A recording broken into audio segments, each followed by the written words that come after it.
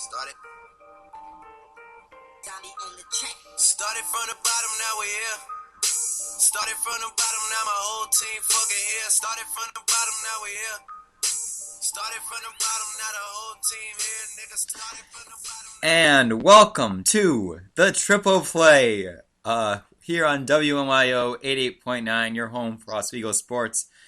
We are here on our summer vacation doing our first podcast as a show for the Triple Play. My name is Matthew Moran. Alongside me is Sam Watkins, Anthony Dolce, and Matthew Drexler. Guys, it's been a while since, only a week, but it seems like a long time since we were back on that Oswego campus. But we are here to bring some summer baseball action and some great things on tab. Well, yeah, it's been a long week away from the campus, but it's been a good week and plenty of baseball to talk about now. Absolutely, and with that, before we get into all the things that are going on, we have this day in MLB history. What do you got for us, Sam? Well, on this day in MLB history, this is going to be a little of a reminisce, a callback to today. J.D. Drew and Mike Lowell in 2008 both hit grand slams when the Red Sox beat Kansas City 11-8. Daisuke Matsuzaka gave up 3 runs in 5.1 innings, remained unbeaten, improving his record to 8-0 with a Fenway Park victory. So he had a better record start his career than Masahiro Tanaka did. And look how Matsuzaka's career ended up. Well, Masahiro Tanaka, first loss in, I think, summer of 2012. They were saying Snapchat had never been invented yet. Miguel Cabrera was still trying to get his first Triple Crown, so many things have happened since the time that Tanaka had his first loss, which happened Tuesday against the Chicago Cubs for the Yankees. But moving along, our injuries, deals, and moves of the week. First off with the Boston Red Sox, who are really slumping in a 6-game losing streak. They have agreed to terms with shortstop Stephen Drew on a 1-year, $10 million contract. And now, Sam, I know that you were thinking that the Yankees might go after him, needing that it's some infield help, but now the Red Sox going after the shortstop, trying to get some help as they place third baseman Will Middlebrooks on the 15-day DL with a fractured finger. Yeah, I was actually talking to now Oswego alumni Connor Corcoran about this a few days ago. He's a big Red Sox fan in his own right. And he was pretty excited that Stephen Drew's coming over here, guys. And I'm pretty excited too. This team needed a spark, losing 6 games in a row. So having a guy come in, a guy who won a World Series with you last year, hopefully it's the spark they needed, because Middlebrooks really wasn't getting it done from the third base position. Absolutely. The Cincinnati Championship team, they want to get back there. I think Drew's going to be a guy that will really help them out. But moving down the line here, the Reds place Joey Votto on the 15-day DL, but in return they get back slugger Jay Bruce from the DL, from the outfield, so they kind of flip-flop there. Reds trying to get back on track, really need full strength from both these guys. Yeah, and Joey Votto, he's been injured for the last about 4 or 5 days, and now all of a sudden they decide now to put him on the DL, so we'll see what happens with him. It is retroactive back to when he first got injured a couple of days ago, so he'll be back soon, hopefully, for the Reds. Moving along, more injuries going along in the MLB. And the Los Angeles Angels, they have activated outfielder Cole Calhoun and third baseman David Freese from the 15-day DL. Over on the other side of Los Angeles, the Dodgers placed Juan Uribe on the 15-day DL and reinstated WNYO Ryu, which he made his first start against the Mets last night in a win. And they have released catcher Miguel Olivo after a dugout altercation earlier this week. And this was a very interesting dugout altercation in the minors, guys. Yeah, Miguel probably Olivo. the first time we could say players ever been released for biting his teammate's ear off. Shades of Mike Tyson, guys. Oh, that's Anthony Dolce here. You are. Anthony Dolce is here, all the way from Forestville, New York, down in near middle of not really anywhere. We got all the areas of Long Island represented here. All the areas in New York represented here. We got Except the Oswego Central New York region. Believe it or not, we get internet down here. It's kind of amazing. Sticking with baseball, though, guys. White Sox placed right-handed pitcher Matt Lindstrom on the 15-day DL. Placed first baseman Jose Abreu on the DL.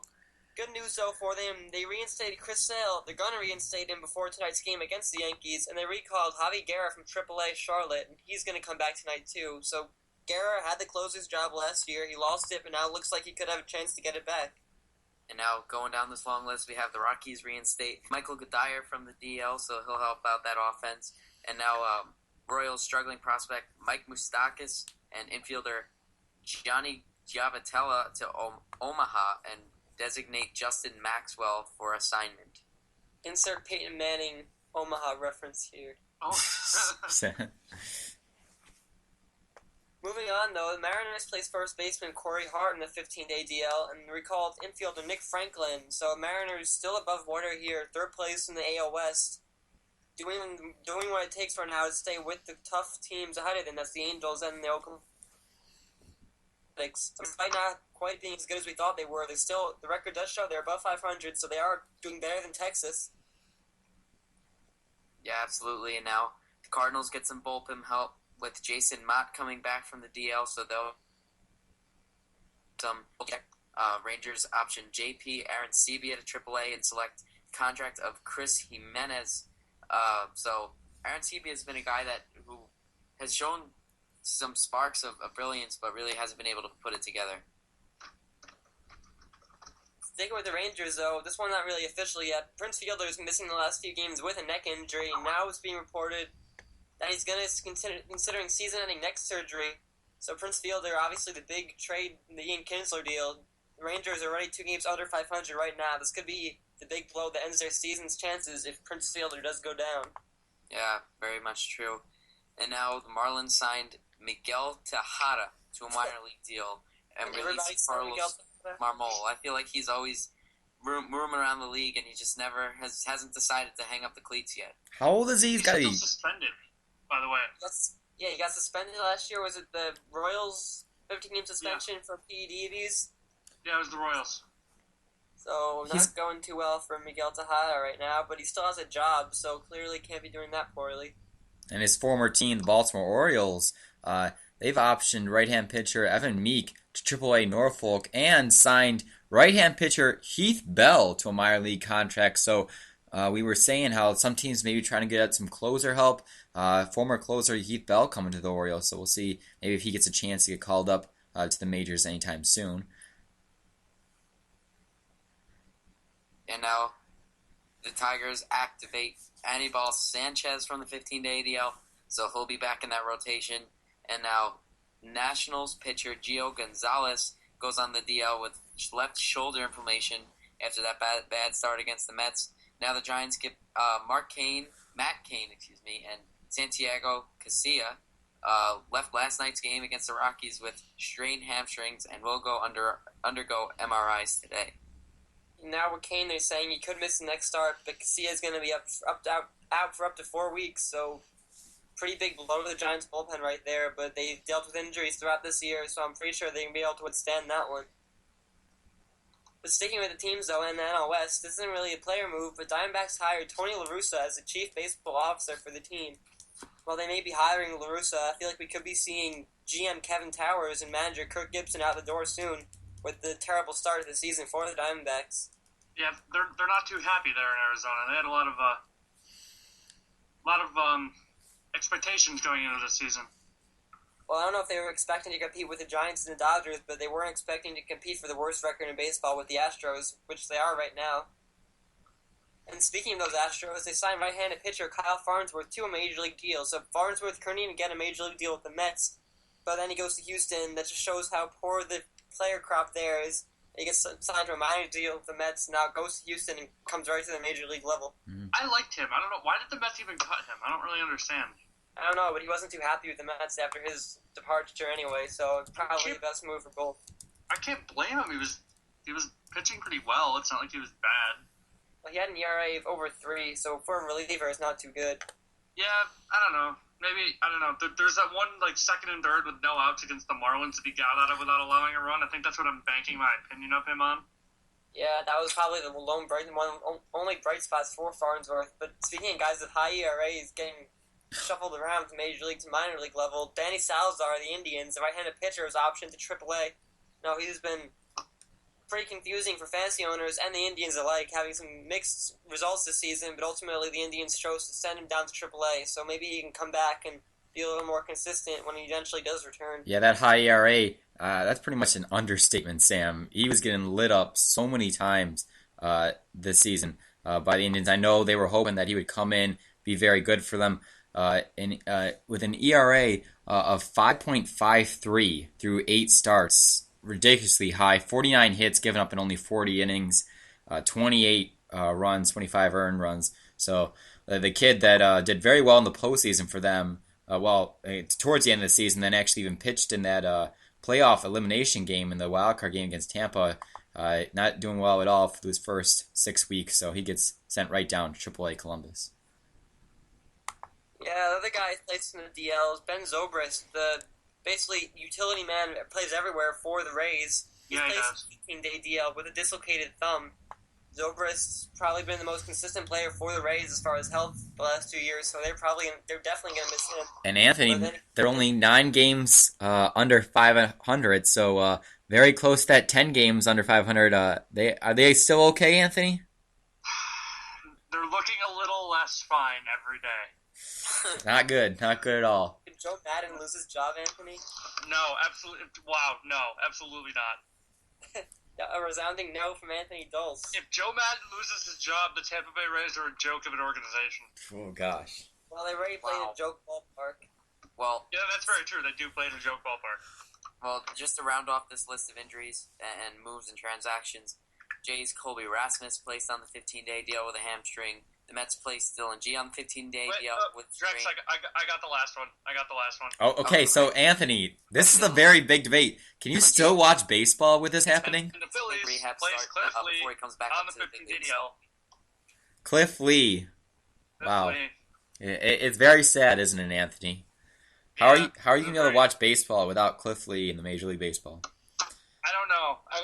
I'll have to rely on Justin Verlander or James Shields. I guess so. Yeah, and Anibal Sanchez, the quote-unquote maybe ace of the staff for the Tigers. Not Max Scherzer. Yeah, Max Scherzer, not even the number 2 starter for the Tigers. Well, his ERA is a little elevated at this point in the season. I wouldn't really go as far as calling him the ace of the team, Moran. He's considered the AL Cy Young for the first quarter. That's one opinion. Yeah, and what does ESPN know about a sport that's not football? Anyways, we're going to get into our headlines, and the first headline, the best team in baseball, and this is a very good team, but I don't think anybody could think that this team could this hot lately. The Oakland Athletics, 9-1 in their last 10, first team to 30 wins, absolutely killing it on offensively and defensively. Guys, this team looks like it's going to be a very, very good team for the rest of the season.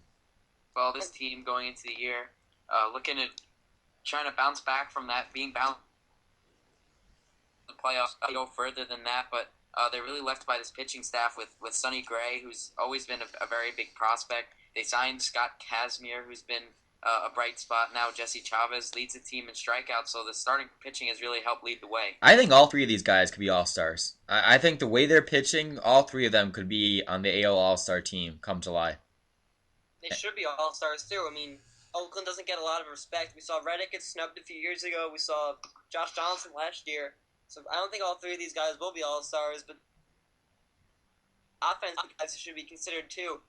Not just Josh Johnson. I mean, ESPN Johnson, the MVP, 69, 10 homers and 35 RBIs, but I know we were talking about him before the show.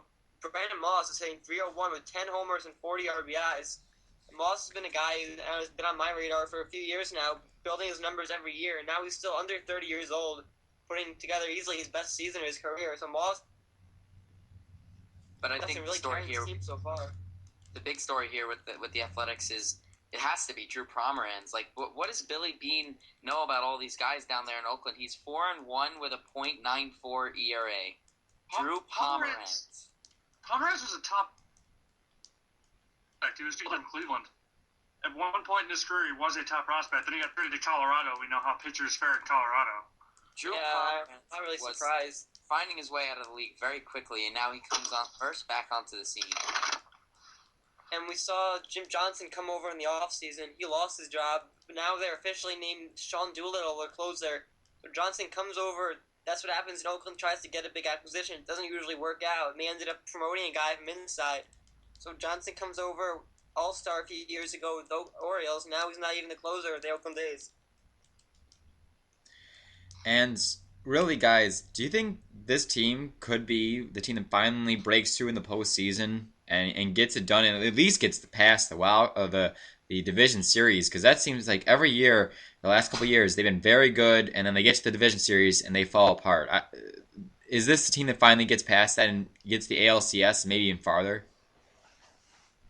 I think they are. I mean, look at the other teams in the American League. They're probably going to face Detroit, maybe Detroit, probably either the Yankees or the Red Sox. I mean, Red Sox not looking good now.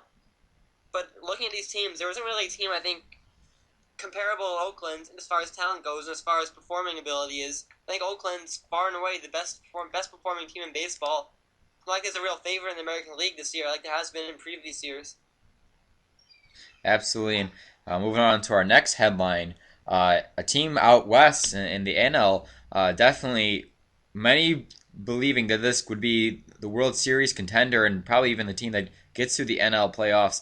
The Los Angeles Dodgers. Now, they didn't really start off that well, but maybe starting to finally find their stride. 6-4 the last 10. Rio came back from the DL last night to beat the Mets. But we're definitely seeing the Dodgers. Are they still a World Series contender in our eyes? I still think so. I think so. Yeah, Yeah. I mean, talented team. They signed G. Gordon in the offseason. He's leading the league in stolen bases with 25. Next guy down is 9 stolen bases behind him with 16. So, and he's hitting over 300. So he might be the best right now, best leadoff hitter in baseball. Then you go to Yasiel Puig, who's a superstar. Hanley Ramirez. You have Adrian Gonzalez, who's just behind in home run lead. Then you have Matt Kemp, Carl Crawford. This team is legit. They are World Series contenders, absolutely. Well, that's our expert. I haven't talked about their pitching rotation. Well, they just get Ryu back. You just get Kershaw back. You have Zach Greinke, who's those three there are all all-stars. Potential, not this year, but I'm saying they're all potential all-stars. They all have been before. Not Ryu, maybe, but... Well, I know 25 and 22 record doesn't seem too good, but considering the fact they didn't have the best pitcher in baseball for a little while, this team has to be pretty content with 25 and 22 right now, and I still think they are to win the World Series. And I mean, the Dodgers have. You saw last year they didn't get off to a good start, and they still were a few games away from making the World Series. This team is better than they were last year, in my opinion. So if they're only 25 and 22 at this point, the best baseball's still ahead of them for this year. I think the Dodgers aren't going to be 3 games over 500 for much longer. The Giants may have a lead right now, but ultimately I think the Giants and the Dodgers are going to be fighting it out for the West lead. What about the Colorado Rockies? They're still right there ahead of the Dodgers. I mean, you can't be relying on guys that have over 4 or 5 ERAs in your starting rotation, though. That's where, pitching wins championship. Eventually it's going to bottom out. I don't think the Rockies... Looking at the Giants and Dodgers compared to the Rockies, the Giants and Dodgers are much more complete teams than the Rockies. I think the Rockies may hang around for a little longer, but ultimately, I don't think the Rockies are going to nab a wild card spot at this point. Well, moving along, we have a big debate coming up here.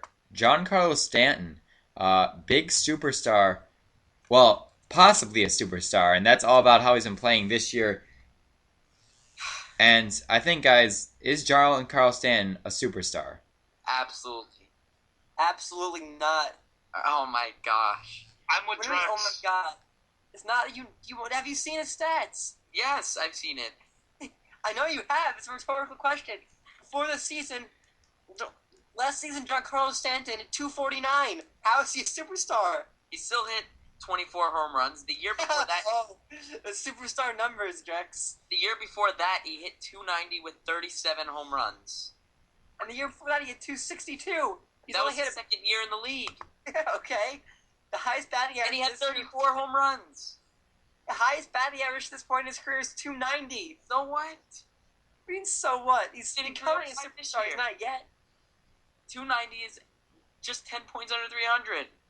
Okay, well, the RBIs weren't really there either. He only had 86 RBIs that year. 86 is very good. It's not very, very good. Is not superstar. You're saying Giancarlo Stanton has the same level as Miguel Cabrera? I'm not saying he's Miguel Cabrera, but he has the potential to be better than Miguel Cabrera 2 years from now. What? Yes. You think Giancarlo Stanton's going to contend for a triple crown? Yes. What? A guy doesn't go from hitting 249 to having the highest batting average in the league. Well, He's hitting 305 this year. He hit 249. That was his worst batting average in his career. Well, I think that it's true that he's playing a superstar right now, but it's still, we're only 6 weeks into the season. I think He might win MVP this year. He might win the MVP. That's still, Exactly. it's we're stats. still mid of a, So if an MVP candidate, I've never heard somebody say an MVP candidate isn't a superstar. it is, Josh Donaldson finished third in the MVP voting last year. Chris He's Davis a superstar. No. He just doesn't have the recognition, but he plays like a superstar. well, I think that, Giancarlo Stanton, the lowest strikeout total of Stanton's career was 123. In the 5 years he's been in the league, the fewest strikeouts he had is 123. That is not a superstar. So, well, that doesn't matter. I think that, Some guys strike out over 200 times. well, we're gonna, Adam Dunn is a superstar. well, guys, we're gonna have to, What?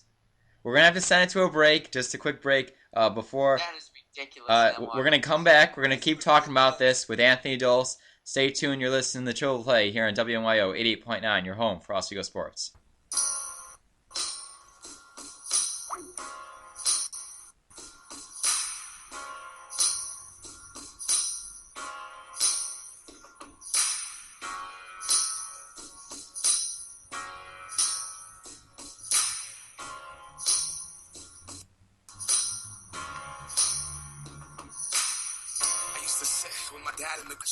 The sawdust that pines out in the moss around every spring.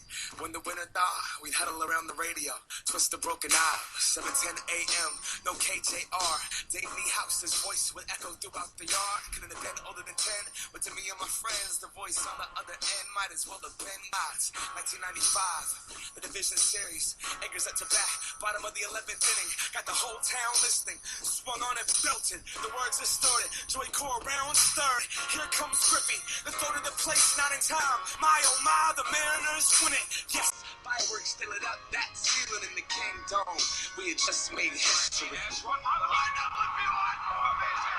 Here comes Joy. Here is Junior to third base. They're gonna wave him in. The throw to the plate will be late. The Mariners are going to play for the American League Championship. I don't believe it. It just continues. And welcome back to the Triple Play here on WNYO. My oh my, it is a great time to be a baseball fan. We are back, and we were talking about Giancarlo Stanton. And let's get your words, Anthony Dolce, on, is it Giancarlo Stanton right now a superstar in your eyes? I think so. If he's not, he will be within the next couple of years. Well, that's the thing. We're talking about the young guys like Trout. But that's Harper. But that's the question that we're asking. What's that? Is Giancarlo Stanton a superstar right now? It's not the question of maybe he will be down the road.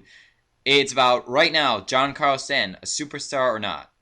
A guy that through 2 months of the season has 44 RBIs. 2 months. 2 months. He's on his way to becoming a superstar. He's on his way. Yes, I agree with He's Sam. close to hitting 150 RBIs this season. On pace.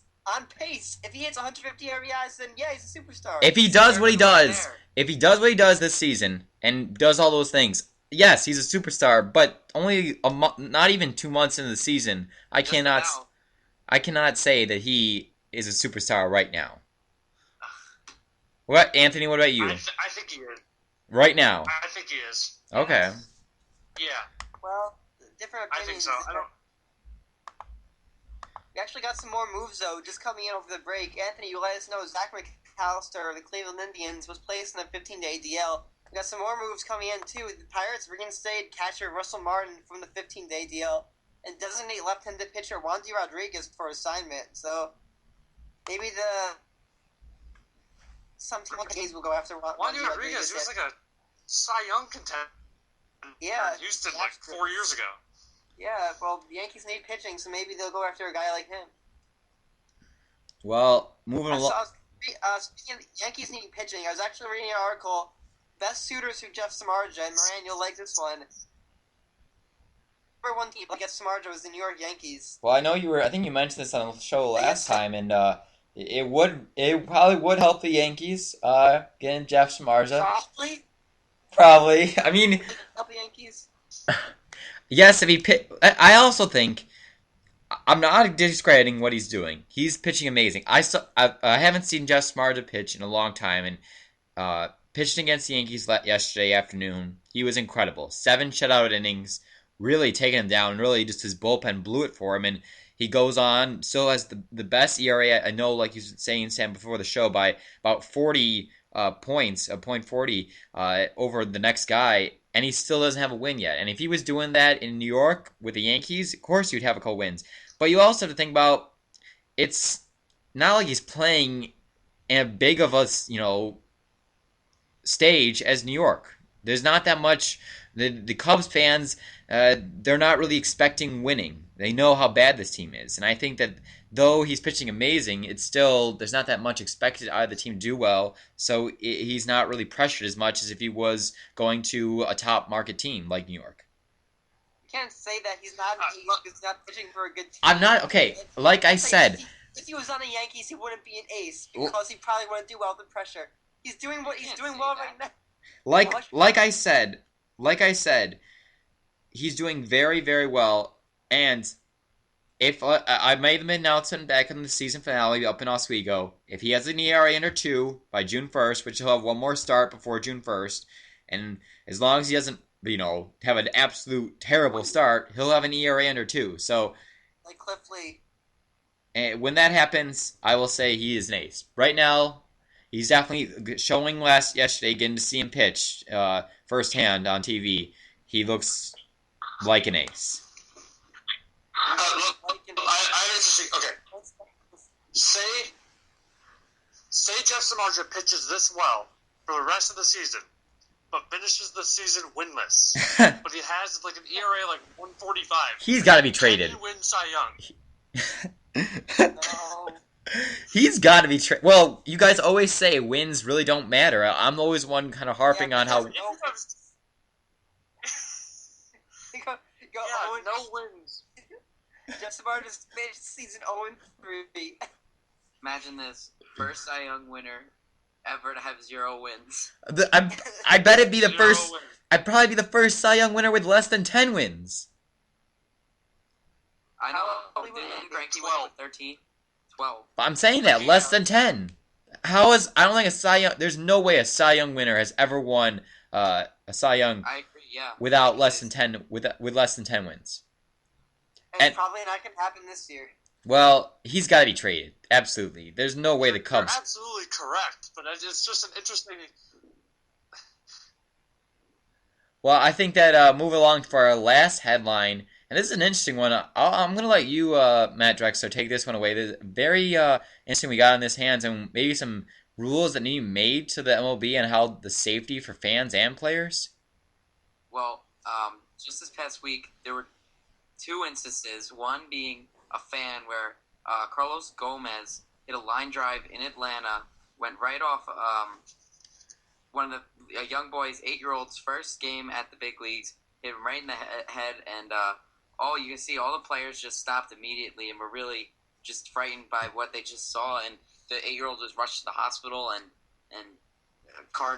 Gomez was there that night at the hospital signing the ball for him, and really he just felt horrible. He's praying for him. Luckily he's okay. And then there was another instance where Michael Wacha was hit in the elbow by a line drive this week and had to be taken out of the game. So, and we also know our oldest Chapman was hit by a line drive right back at him. So really these line drives, they can be scary at times, and some people could be facing death if you're hitting the wrong spot. So do you guys think the MLB has to do something to change some of these safety rules and protect defensive players more? Well, do I think they have to do something? No. Do I think they will do something? Yes. Because MLB likes toying and tinkering with all the rules these days, so they probably will put something into effect. But this doesn't happen too often. I know it's happened a lot recently, but I don't think any player or anybody has ever died from being hit with a foul ball. At least, pretty sure we'd hear about that if it did happen.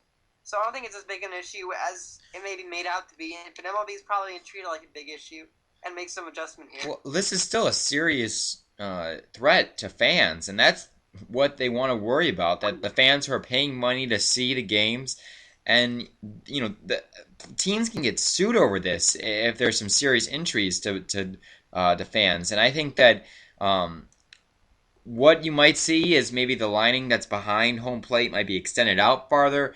I definitely think at least for players' safety, there needs to be a fencing in front of the dugout. And I know most stadiums have that, but there are some stadiums that don't. But absolutely, a line drive hit that's fouled off right to the first base or third base side, right into the dugout, there needs to be some type of fencing in front of that. Of course, they're probably not going to cover it all up as it is for most stadiums right now, but there's got to be some sort of protection between them and the game.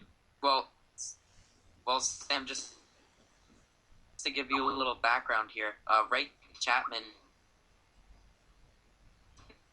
is the only player ever to die from a baseball. He was hit in the head with a pitch before they wore helmets. So that just goes to show, even though it wasn't a line drive, still being hit in the head with a baseball can kill you. Yeah, but he was standing at home plate and because he wasn't wearing helmets. I'm sure there would be a lot more. But sometimes even line drives are hit back harder than pitchers are throwing the ball. Yeah, but that's the one instance, and it only happened because the guy at home plate wasn't wearing a helmet. We've already given guys helmets. We've already corrected that issue. I think it's the fact that no one has died. It shows that it shouldn't be a major issue. You go to a baseball game, you have to be aware of foul balls. That's part of going to the game. So I don't think MLB needs to make a change. Well, I think that overall I think there's got to be a little tinkering with it just to make it a little more fan safety for fans and for players. I know that you hate tinkering with the rules, Sam, but in the time we live today, so many people are fearful for their lives, and they feel that if they're paying all this money to see a baseball game, they should at least be in good harm. So, paying all this money in a baseball game, we should know what to expect. Well, I think that it says that when it comes to baseball, is not bigger than life or death. Well, that's debatable. Well, I think for Sam maybe it is, but and for my computer it is. Anyways, I think that's going to do it for our headlines, and now we're going to finally get into the games that happened last night. We'll first start off with the Detroit Tigers and the Cleveland Indians, and a very interesting way this game ended, wasn't it, guys? Well, before we get into that, this was actually the final game of a 3-game series in which the Indians swept the Tigers. Indians are now only 3 games under 500, but how about that finish? The walk-off balk. Yeah. This has happened before, I know, but it's one of those... To end the game with the bases loaded in the bottom of the 13th inning, pitcher balks to end the game, and the fans go home happy. I do want to wonder, do you guys think balks... Even before that, it was a pretty good game. Do you think that... Was it, Cleveland fell behind in the 9th. We saw Vila hit a go-ahead home run in the 12th for the Indians. We saw Cleveland come back to win in the bottom of the 13th. So we saw a back-and-forth game even before this walk-off balk. And how frustrating must that be for Albuquerque? How embarrassing must that walk to the clubhouse be? Well... Your team lost on a balk. Well, guys, do you think balks... I know that it's in the rules, but it just seems like the slightest move at the pitcher's mound, and you get called for a balk. I think that... Does this really need to be part of the rules? How often does this happen? It's kind of like the thing we just talked about, getting hit by a pitch. But or getting hit by a line drive. You don't see this happen too often. It's the pitcher's fault. You don't see balks anymore. You don't see umpires calling them. Albuquerque should be feeling like garbage after this. He made a mistake. But it's so crazy to end a game like that, like you said, he doesn't even walk in the pitcher, the hitter. That's one thing to have a walk-off where the walk-in with the bases loaded. It's another thing to not even throw a pitch and get called for a balk and the game ends that way. I don't know. For a game ending that way, it really brought to my eyes that I think balks maybe is just a stupid rule that maybe needs to be just taken out. I don't think so. Because Mets was like this a few years ago. Taken out because how is a hitter when how are you expected to steal bases if a pitcher can deceive you like that by balking and all that they would balk every single pickoff move. That's true. They put their hands together. It was 2 years ago, and Mets beat Carrasco. They can DJ move towards Fresco the plate and then figures, just not throw a pitch. They can fake throw a pitch. How can you eliminate a balk? It just doesn't make sense. But you maybe do something about saying you can't balk to walk in a run. Yeah, I think that's one thing. Like even what about drop third strikes? I know that if it's drop third strike and there's a guy at first base, the guy is automatically called out. I believe the guy can't run to first base because if there's already a guy at first base standing there. So maybe something like that where you can't have a balk where they can be walked in. So, anyways, Detroit Tigers. Miguel Cabrera has been heating up. Victor Martinez has been heating up. These guys. It seems like the Detroit Tigers, they were playing very well even with these guys playing not good. But now these guys are playing really good, and it seems like the Detroit Tigers, they might not be the best record in the AL, but they still a top contender in the American League. Well, we saw them lose. We said 3 games against. They got swept by the Indians. Today they're losing 9-0 to the Rangers. Talk about the Rangers a little later. So coming off a huge win streak, Tigers have won many games in a row. They won, looking back, at least 6 games in a row. Now they're going to lose their 4th in a row. That's what we're saying about the Oakland days before. The Tigers, I don't think, are going to be as good as people made them out to be. Well, I still think they're the best team in the American League. Just with that pitching rotation, they have the best hitter. They're still 27-15, just 3 behind Oakland in the loss column. They're going to win that Central by all means. So once they get into the postseason, all you really need is 4 pitchers, and I think they'll be able to take it away. I really think the Tigers are that good. And the Indians... What do you think, Moran? Are the Tigers that good? I think the Tigers are very good. I think the A's, of course, they have the best record in Major League Baseball. They're the best team in the American League. But I think the Tigers, with these guys like Martinez and Miguel Cabrera, the way they're playing, if they continue to play like that, no one's going to be able to take them down. Do you mean Sonny Gray and Jesse Chavez and Scott Kazmir? Maybe Kazmir, but Gray and Chavez, the young guys, can handle the bright lights of the playoff series? Do you think Gray handled it last year against the Tigers? He handled it and almost beat them again in Game 5 of that series. Yeah. Going back a few weeks, I haven't looked at these numbers in a few weeks, the rankings. Tigers batting and pitching now numbers are close to the tops of the league in both offensive and pitching.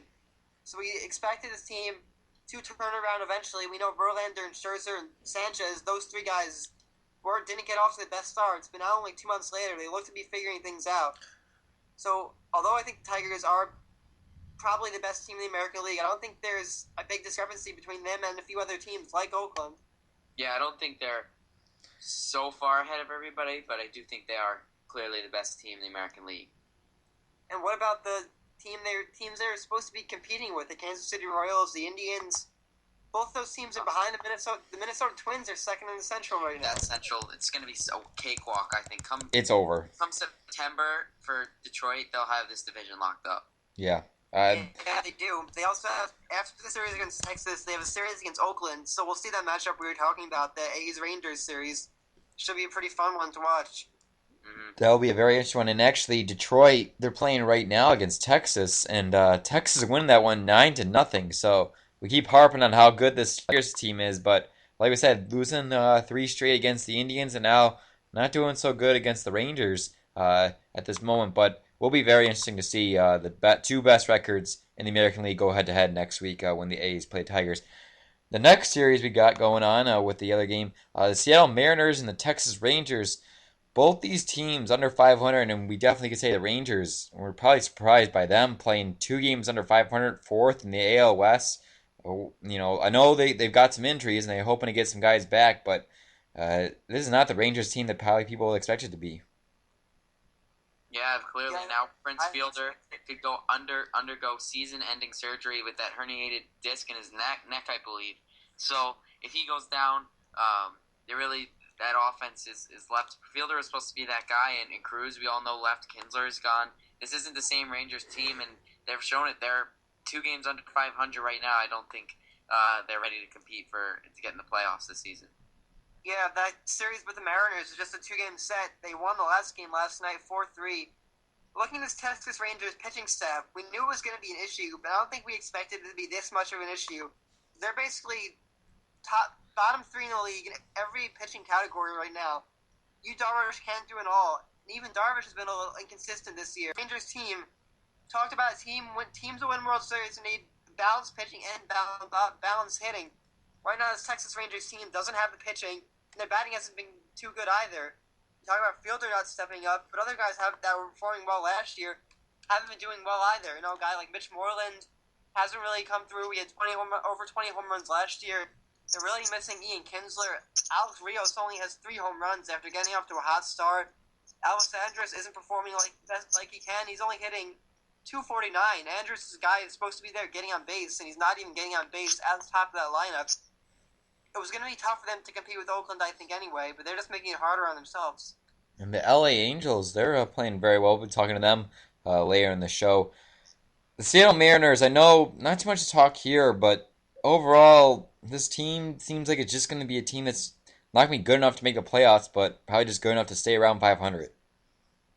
I think that's an accomplishment for them. I wasn't expecting them to be a 500 team. Really?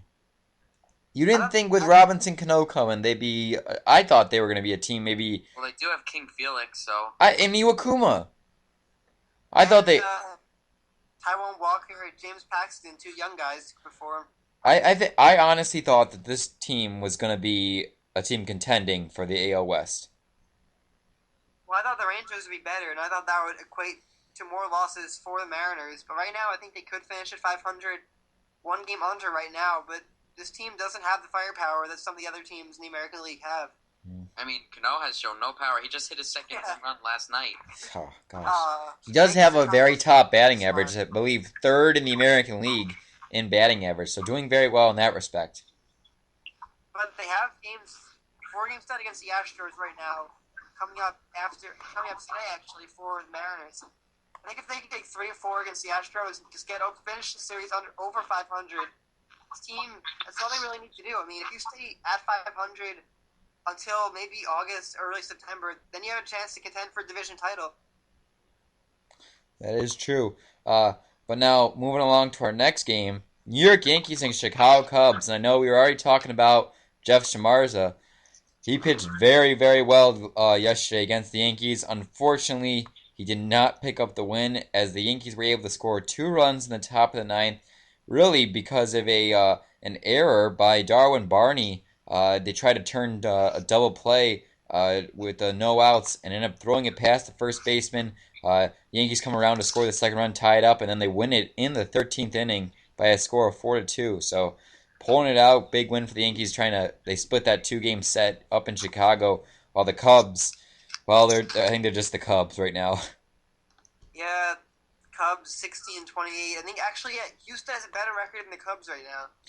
Well, I know Jose Veras, he was absolutely terrible. He ended up throwing the wild pitch that allowed the go-ahead run to score in the 13th inning. He's got a 12.96 ERA. Jose Veras, wow. David Robertson picked up his 9th save for the Yankees. I was pretty critical of him entering the season, but he's proved me wrong at this point. He's been a very good closer. 1.4. Not Mariano, but still. And that bullpen, there were a lot of questions. Well, they put out that their starting pitcher, Chad Whitley, he only gets 4.1 innings, and then the bullpen comes out and pitches the rest of the game, almost 9 innings of work, and only giving up 1 earned run in that stretch. So the bullpen did very well, keeping them in the game and into extra innings. Yeah, I was also reading back to the Cubs and Yankees about Jeff Samardzija. The Yankees have, you do know, Della Matanzas pitching very well for the Yankees, and Manny Banuelos is one of their top prospects. I was reading that maybe those 2 guys could be packaged in a deal to bring Samardzija into the Yankees, but I think that's the deal you got to make right now. You need starting pitching more than you need bullpen help with Robertson back there. And the Yankees are 4-21 right now. Is that really where you expect them to be? I think it's pretty much a disappointment. They were like 3 games over 500. Absolutely. At the end of May. Though they're tied for the lead in the AL East, they definitely wish they would have had a better record. And I know Brian Cashman came on and said earlier this week saying that CC Sabathia is going to be out for quite a while, for a couple months now. So they're going to be missing him. And Michael Pineda, they're hoping he gets back in the rotation soon. But really, the only 2 guys that are still in rotation that were there on opening day are Hiroki Kuroda and Masahiro Tanaka. So they're missing a lot of big guys. They now have 8 different... You can't forget Solarte in the Yankees. You haven't talked about Solarte yet, Moran. Well, he is doing very well top 5 batting average in the Really? American League. He did 2 for 4 last night against the Cubs. 317 batting average. I mean, Sam, I know all along back on when we were doing the shows in Empire Sports and here during the months of April and early May and back up at Oswego, do you think he finally is the real deal? Depends what you consider the real deal to be. I think he's a very Is he gonna? solid, I say solid he's gonna. above average player. I He's not a say, star. yeah. I of course not, but I say he's gonna be part of the starting lineup for the rest of the year for the Yankees. Yes. Oh, that should be part of the starting lineup just because by default they don't have many other options. But just looking at these stats without looking at it, guys, who's leading the Yankees in RBIs right now? Teixeira. Solarte. Really? It's not a lot. It's only 24 RBIs. Yankees are talking about the great power they have, and Solarte is leading the team with 24 RBIs and tied for second in home runs with 5. These are the Bronx Bombers. You got Mark Teixeira there. You got Soriano, Beltran, Ellsbury. Brian Roberts. He should be hitting more than he is. Obviously, Brian McCann as well. This is just Bronx Bombers taking advantage of the ballpark. It hasn't been happening this year. Well, I know that they did. They blew up this past weekend in their series. I know Brian McCann did pretty well, but overall, they are slumping when it comes to being the Bronx Bombers. But they've had some injuries. I think that Solarte has definitely been a big help for them. And Mark Teixeira is second on the team in RBIs at 23, so he is right behind Solarte. But overall, I think with the way this division's playing, you got to be happy with where the Yankees are, but they could be playing a lot better. 24 and 21. Sathia going down, though, it's going to hurt them. I think unless they bring in a starting pitcher soon, their record could start to fall a little. Yep. Well, we're going to keep on moving along. Anthony Dolce, you still there on our podcast? I'm actually back right now as you say that. Oh, well, there you go. Well, now we're going to move along and talking about the Cincinnati Reds and Washington Nationals. They played last night against each other, and Nationals, they're doing all right. They're kind of like the Yankees, you could probably say, just barely over 500, 2 games over, while Cincinnati seemed like they were dead in the water, and now starting to pick it up. But now with Joey Votto going down, this could be a huge, huge hit to them. Well, Jay Bruce just came back, though. That's true. But Bruce You lose Votto, get Bruce. Well, I think, is that really an equal trade? Power-wise, he has And I don't. form. I mean, this team is 3 games under 500 right now, and you have Jay Bruce coming back. I mean, obviously it's not an equal trade-off, but if you're losing Votto and not getting Bruce back, it will obviously be a major loss. But the fact they're getting Bruce back should make up for it slightly. It cushions the blow a little bit. Yeah, exactly. And you got a 3-game set against the Cardinals opening tomorrow. That series is in Cincinnati, so they have a chance to win. And following that, they play the Dodgers in LA. So make it break for the Reds right now. 3 games under could end up ending up 5-6 games under with tough competition on the horizon. Yeah, I mean, or they could just use it to their advantage and maybe win 4. Well, ideally, but losing Joey Votto, Johnny Cueto, the guy out of the 6 games or however many they're going to play. This team is in the bottom of baseball right now in batting. They're virtually bottom quarter, 28th in runs, 24th in batting average. Even if it's Joey Votto just won the DL now. You can't blame Joey Votto for the fact the team's near last in every offensive category. Does losing Shin-Soo Choo really hurt you that much? But they got Ryan Ludwig back. Did Ryan Ludwig play at all last year? I think he's played for the first month or two, but then he got hurt. But they have him back now, like you said. I mean, not performing well, but Todd Frazier, the Todd father, is 8 home runs this point in the season. 24. Yeah, I knew that was coming, Anthony. And besides that, though, you don't really have much to rely on. Brandon Phillips only has 15 RBIs. And Johnny Cueto, he's been very, very good. He had probably his worst start of the season, and really the first time he gets blown up by the Nationals last night, suffering his 3rd loss season. But with a 1.86 ERA, he's been definitely a little bit of a help for this Reds team trying to stay in the hunt. trying to stay in the hunt is really what you can say about this Reds team. I mean, this team, they were trying to really make a playoff run. They thought they could really contend with the Cardinals in that division. It turned out team number 2 is the Brewers right now, and they're actually team number 1 because they're leading the Cardinals by 2.5 games in that division. And really, the injuries haven't helped the Reds. They got off to a slow start. They're looking to pick it up, but they need to get healthy first if they want to get back into the hunt. Yeah, that's true. So, and moving along to the Nationals, do you think the Nationals, they're all right? I mean, kind of like the Yankees, only 2 games over 500, and with the Braves playing very well, and I know the Marlins, not doing as well without Jose Fernandez, but this national team, they could be definitely playing a lot better than the way they're playing. Well, the Nationals going to the year, most of them even picked them to beat the Braves for the division, and now they haven't performed at all. And with Gonzalez going on the DL, Strasburg hasn't performed to his ability. Zimmerman hasn't been a ace-type pitcher so far. The Nationals were World Series contenders, and now they've extremely underperformed. Just 2 games over 500. Something's going wrong here for the Nationals, and they have all the talent in the world. They should not be 2 games over 500. Well, they're playing the Pirates starting today in a 4-game set. They have a 3-game set against the Marlins following that. So if they can just come out on the winning side of both these series, I think they're going to be in good shape. I think they lost Bryce Harper. You still forget that. They don't have the fact that they're only 2 games over 500. This many injuries to the team shows how talented and how deep this team is. And they're so talented. Now the Braves have a very big. It's their division to lose now, but the Nationals are so talented. Denard Span at the top of that lineup. Injuries also for Zimmerman, Harper. Once they get these guys back, LaRoche, I don't know if they'll be able to make a push because they weren't playing that well even when they were in the lineup. Well, they are we only saw it hot last year at the end of the season. If they can push that a little earlier and start turning things around, maybe. Harper's not going to be back till the end of July. They can't wait till the end of July to start turning things around. They have to make a move now. But even if this team does squeak in a wild card spot, are they still World Series contenders, guys? Well, once you're in it, you're in it. The regular season that is true. Doesn't matter. But they haven't. With wild card is now you have 1 game, so they could be one and done.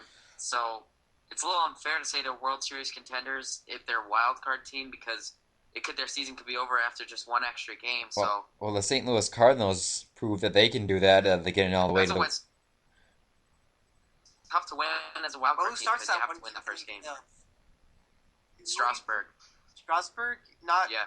Gio Gonzalez, not Doug Strasburg Fister. started game 1. Doug Fister? Did you say Doug Fister, Sam? He's a pretty good pitcher. He's a pretty good pitcher. Yeah, we're gonna put him out for the game that decides our whole entire season. It's just a Let's thought. start Tanner Roark, guys. How about Tanner Roark? I probably would put. Roark's been very good. I probably put Fister as that 5th starter in that rotation. If Yeah, you even Roark have 4, 5-man Fister rotation. 5. What? Roark 4, Fister 5. Yeah, that's what I'm saying. But I wouldn't consider Fister playing in a game like that magnitude. I would. That's the thing. I would either say Strasburg, Zimmerman. Strasburg, Gonzalez, Zimmerman, Roark, Fister. Yeah, but I probably would only say the top 3 would either probably be going for the start that counts. Right. Well, they are only a game and a half out of the first place out of Atlanta, so it's not like they're totally out of water trying to win this division, but they still are. Still in the division. They're 5 games out, and they're in last place. Yeah, That but did you says see a lot about Ben East right now. Did you see who's starting at first? In left field tonight, Sam? I love it. Juan McGarvis. Eric Campbell. Oh. Juan was today. So They're what going to do be they coming have? up in a few minutes. Before we get to the Mets, though, another game that happened last night was the Baltimore Orioles taking on the Pittsburgh Pirates. Pittsburgh won that game. The final score 9-8. Yeah. There was 13 runs in through 2 innings. Yeah, that was ridiculous. Pittsburgh's 19-26 right now, putting it together getting a little closer to 500. But Nelson Cruz's 14th home run against the Baltimore Orioles. We're talking about the Yankees, talking about the Red Sox a little later. They're 2 games over 500 and still right in the thick of things in the American League East right now. So NL East, AL East, neither one of these divisions are really overperforming at this point in the season. The only team that's lived up to the expectations so far is the Atlanta Braves out of any of these teams. And even them, they're not having an amazing record. I mean, Pittsburgh Pirates, 1926 right now. Is it too late for them to turn things around? Only 7 games under 500, but the Cardinals, are going to be there. The Reds are still in the hunt. Obviously, the Brewers are leading things right now. Can the Pirates still turn things around? I don't think so. You don't think they can, but do you think will they turn things around, Moran? I think they can. I mean, I want to believe they can, but in this division, turn around enough to make the playoffs? No, I don't think so. No, well, turn around maybe to get to 500, maybe, but to make the playoffs in this division, no. McCutchen hasn't even. You need McCutchen to be MVP status like it was last year, and he hasn't even come close. MVP status. He shouldn't have been MVP last year, but you know how I feel about that. It always seems we have that discussion. But then Pirates, though, they got a 4-game set against the Nationals. Then they got a little break playing the Mets. Then they got to play the Dodgers out in Los Angeles, so it's not getting any easier. And if you can't beat the Orioles and the Yankees, good luck beating a team like the Dodgers and a stacked pitching rotator like the Nationals, too. Mm. But on the other side of that game, the Baltimore Orioles are only 2 games over 500. Talking about Nelson Cruz being really the major performer. You guys saw Chris Davis had 3 home runs in 1 game the other day. He's Maybe back. he's turning things around. But this Orioles team, really surprising me that is it more surprising that the Orioles are near the top of the division, or that the American League East has been so bad? American League East, absolutely. I don't think the Orioles being 2 games over 500 is a huge surprise. The Baltimore Orioles with... They've only won 3-7 in their last 10 ball games. They're still right there. It shows how bad the division is. So I gotta agree with you, Moran. Yeah, and that's the thing. How a team like the Baltimore Orioles, only 2 games over 500, are tied for first in the division, that is a huge surprise. The Rays being 9 games under 500, the Red Sox on a terrible slump. They're not in good shape. Even the Blue Jays. I think the Blue Jays are probably the team that's playing probably at the level everyone thought they'd be playing, and they're not even doing bad. Compared to the rest, they're not in a terrible situation. So overall, I think that it's a division where all the teams are playing below where I think they could be playing, except the Blue Jays. Do you expect it to continue? Because it can't continue like this for the entire season. Well, as a Yankees fan, I would hope that the Yankees start tearing it up, maybe getting a couple games more over 500, distance themselves. I mean, so you're gonna have the winner of the American League East finish with maybe 85 wins? No. I think someone's got to tear it. I mean, even the Blue Jays. Blue Jays are actually the team that's tied with the Yankees for first, while the Orioles are a half game back at third. So I think that the Yankees, they're going to keep it up. They're going to pick it up. And we'll see. The Red Sox, well, I know we're going to talk about them later, but them at 5 games over 500, that's just not good compared to what we thought they could be doing, the defending World Series champion. Well, the Red Sox, they're missing a whole lot of pieces. Now, hopefully the signing of Stephen Drew gives them a boost, but Stephen Drew is not that type of player to do it. Clay Buchholz just had a terrible outing. He gave up 2 home runs to Edwin Encarnacion in his last start. It all comes down to the starting pitching, and they haven't performed this year. And they're probably... If the division leader is only 2 games over 500, and you're still that many games out of it, you're still that many games under 500, you know your team's been performing poorly. That's kind of an understatement to say they're performing poorly. So, the Red Sox probably can get into them a little later, but right now, they still have a chance to win the division, but even if they do start performing well, I think the Orioles and the Yankees are probably a class above the rest of the teams in that division right now. Yeah, and now, moving along, we already talked about the Dodgers, but the overall, we mentioned the Mets, 20-25, still in that race for the National League East. What do you guys think about? Well, if they were out of the race by late May, that'd be a problem. Well, wouldn't it be surprising though, because it is the Mets. Well, it's kind of sad that Jacob deGrom 0-2 this year, 2.77 ERA. Montero's pitched all right. We know what Neese and G have been doing. Has this team's offense gotten even worse from last year? Yes, it has. It's tough. But listen, here's a stat for you. 13 hits last night for the Mets, 5 for the Dodgers. And they You were at lost. that game, Drex. 13 hits for the Mets compared to 5 for the Dodgers. How many were extra base hits? 3 of the Dodgers home runs were 5. 3 of the Dodgers hits were home runs. I know. Yeah, that's what I'm saying. But how many hits actually got them in scoring position? There weren't too many extra base hits, but still, how do you have 13 hits and only score 3 Well, runs? you can hit 13 singles and not knock in any of them. I think that's what happens. And we saw the big chances. They They had should have chances lost to that lead. game in the first place. Well, they did. Remember in that 8th inning, Jerry's Familia, if he just throws it home, the run doesn't score. Well, you can also say if Chris Young didn't ground out with You the could also runner. say Curtis Granderson didn't strike out. Yeah, but Chris Young had a chance to put the Mets ahead, and So did the Curtis seventh inning, I Granderson. believe. Banking on Curtis Granderson to not strike out is very tough. Casey, Drex, can you give us a little the info? Mets What was had the no atmosphere business like in losing that game. The atmosphere felt. Well, I'm going to be very honest here. It felt like there were a lot of Dodgers fans and Hyunjin Ryu fans because all the Koreans, so to speak, came out and cheered him on. When he went up to the plate, he got a standing ovation. Well, do you think? But I think what Sam was asking what do you think about Mets fans? Do you think there's? I know that many people think they never give up. You always got to believe. But you think that they're getting tired of this already? Yes. Well, Drex is at. What fan base wouldn't get tired of this? Well, no, Drex is at the game. I'm asking Drex since he was at the game. What overall feeling of overall Mets fans? How do you think they're dealing with this? Neutral occasionally. They're just as. Maybe it was just Dodgers are so famous. Maybe if you went to a Pirates Mets game, it'd feel a home game. But like a lot of Dodger and Ryu fans there last night. Well, of course, with Dodgers being from Brooklyn, there's probably some Brooklyn fans even there supporting them from the former days. But the Mets have Frustrating. had This tough offense, competition. the starting pitching could be so good, and the offense just doesn't give any support. It's rough. It is frustrating, Drex. But you look It's at like the if you schedule could coming buy up. You got the Diamondbacks, they got the Pirates, and the Phillies. That's the That's series what I- where if they want to turn it around, those are the big games. They started off tonight with one more game against the Dodgers, and then they got three teams that if you want to be playoff teams, you should beat. They should be. We saw them handle the Diamondbacks They swept them early in the season, I think. Yep.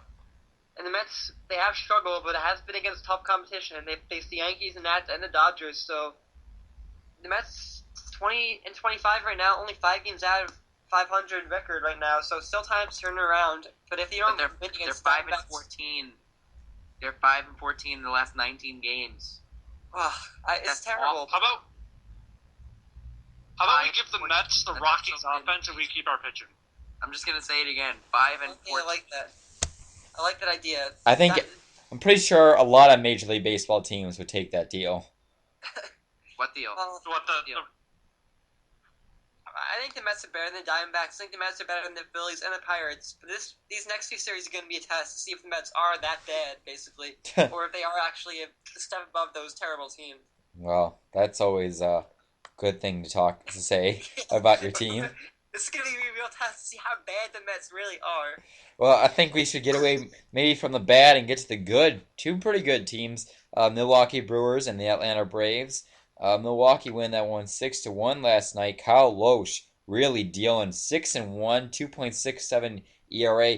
And the Brewers have fallen off a little bit since starting really hot in April, but they're still keeping up NL Central division leaders. You think they'll be holding on to this for quite a while?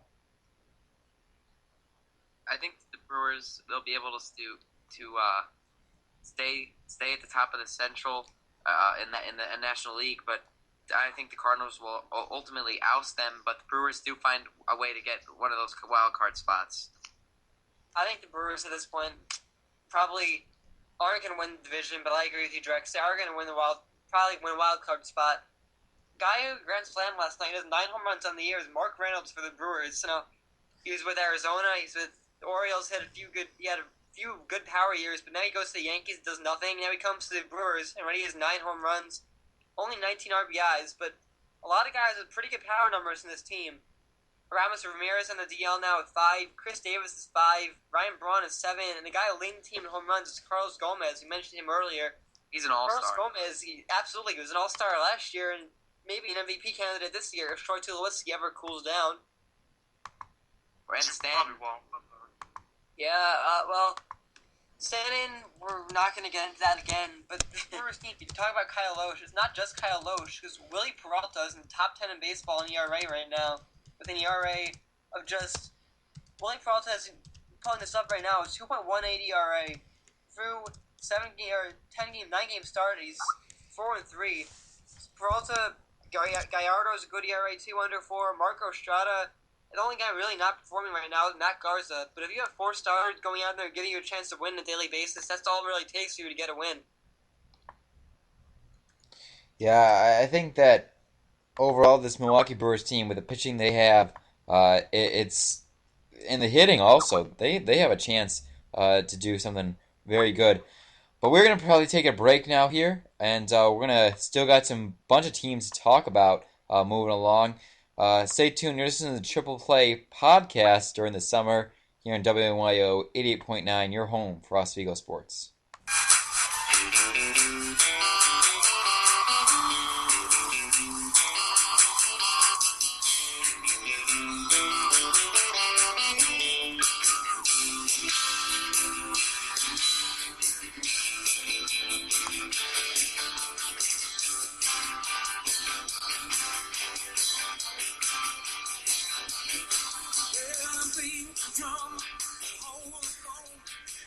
And welcome back to the Triple Play here on WNYO 88.9, your home for Oswego sports. The summer podcast, our first summer podcast of summer for the Triple Play. And we're getting right back into the games. But before we do, Sam Watkins has our always favorite game here on Triple Play. Scissor or Fizzle? Why don't you go ahead, Sam? Well, first guy was already mentioned earlier in the show, and for good reason. He's killing it right now. It's the first baseman / outfielder for the Oakland Athletics, Brandon Moss. This season, Moss is hitting .301 with 10 homers, 40 RBIs. 7 days, Moss on batting average, 2 homers and 7 RBIs. And before you guys give me your predictions, his power numbers over the last 2 years. In 2012, he had 21 home runs, that is. 2013, he had 30, and this year he has 10. RBIs as well, went from 52 to 87, now 40. So this guy's been building on it for a while.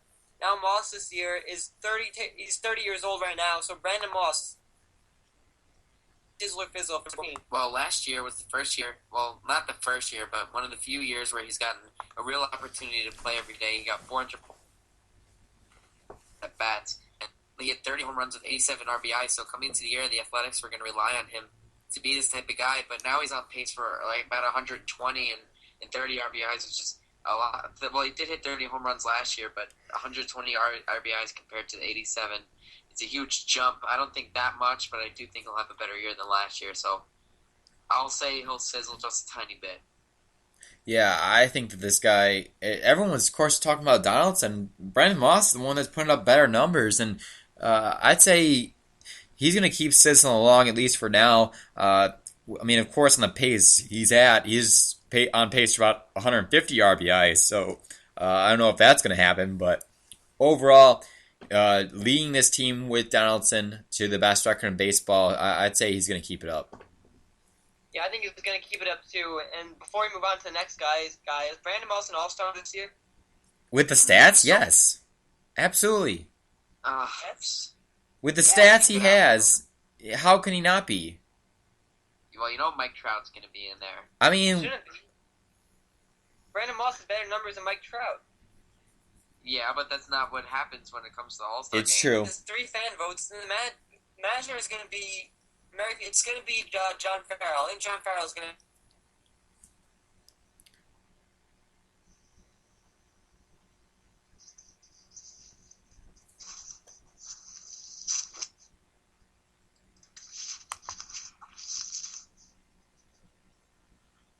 And I think we might be having some technical difficulties here in Sam.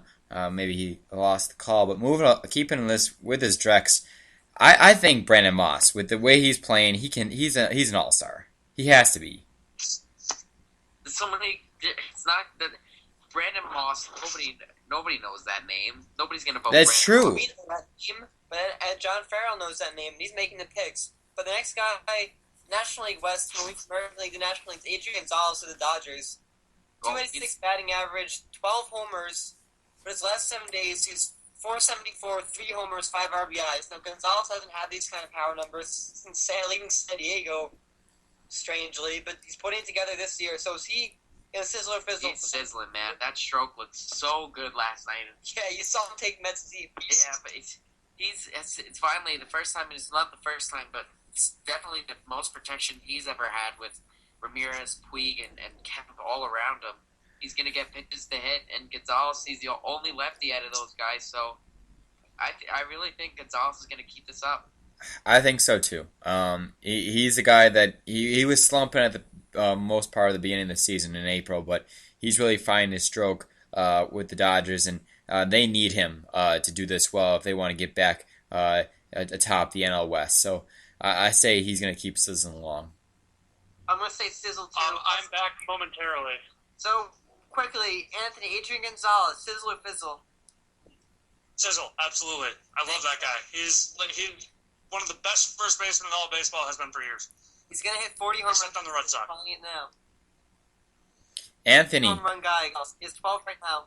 But next player. What, Matt Moran? Well, I'll let Sam go ahead and say the rest of the next sizzle fizzle. The last player we'll get you guys' opinion on is also National League West. He's a pitcher for the Colorado Rockies, Jorge De La Rosa.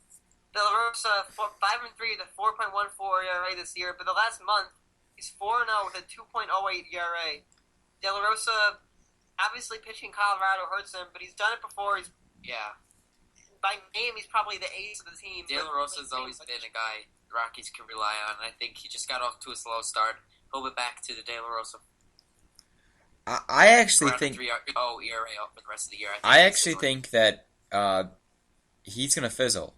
I think that him saying the ace and the best pitcher on the staff, I'd say that's easily. But I don't know with this Rockies team if they're going to really stay around. I want them to stay around. I love them to stay around. But pitching that good in the last couple weeks, I don't see him keeping that up. And that ERA, he started out, it's still over 4. I think it's going to end up staying over 4 for the rest of the season. Anthony, what do you think? Jorge De La Rosa's been around for a long time. He's pitched in Colorado for a while. He knows how to pitch in Coors Field. I think he'll sizzle. I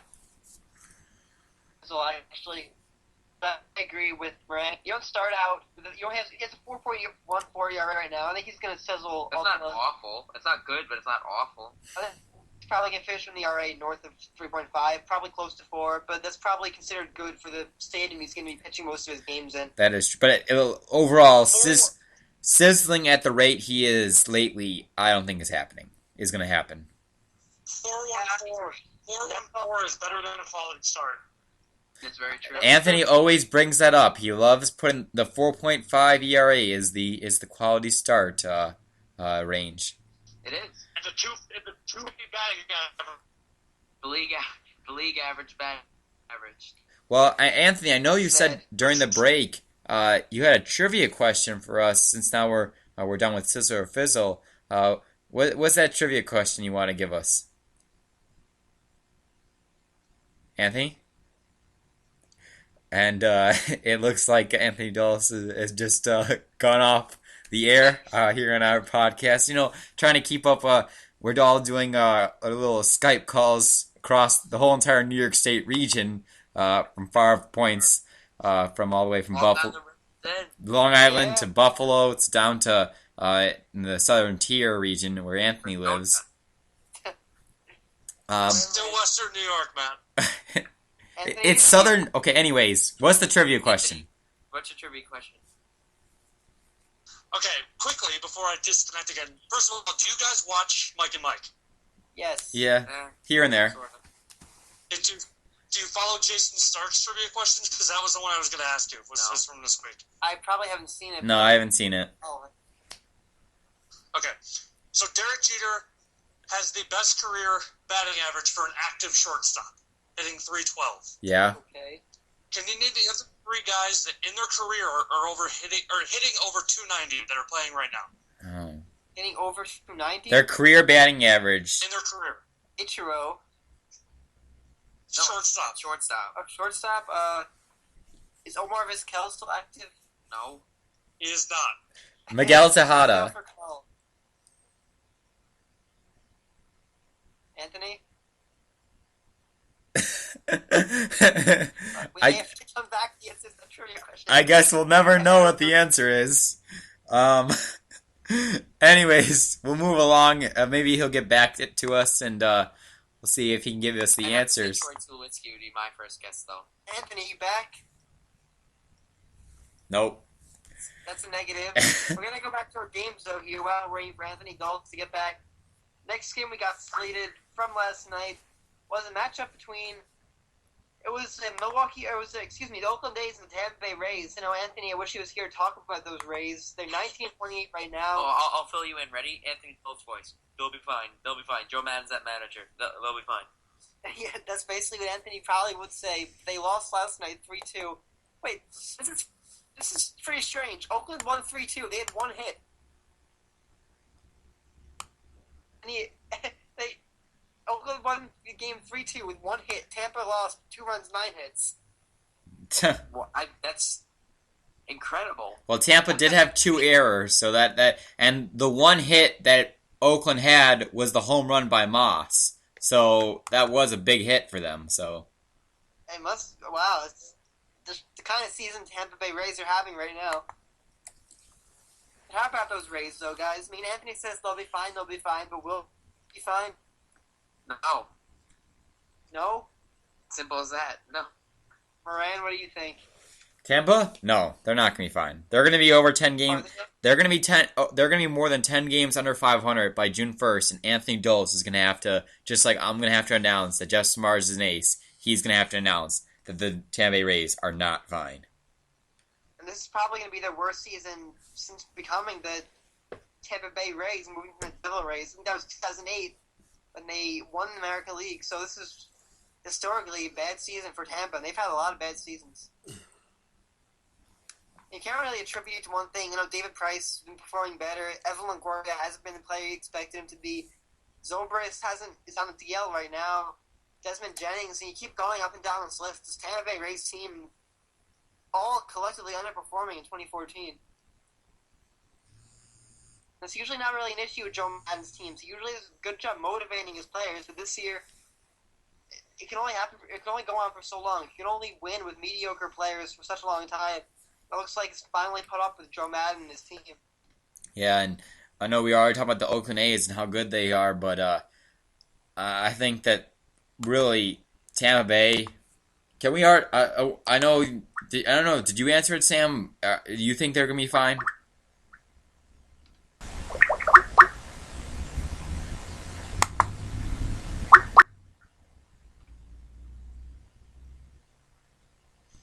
And looks like we have a little bit of technical difficulties. Guys, I am back. I should be back for good now because I'm off my phone.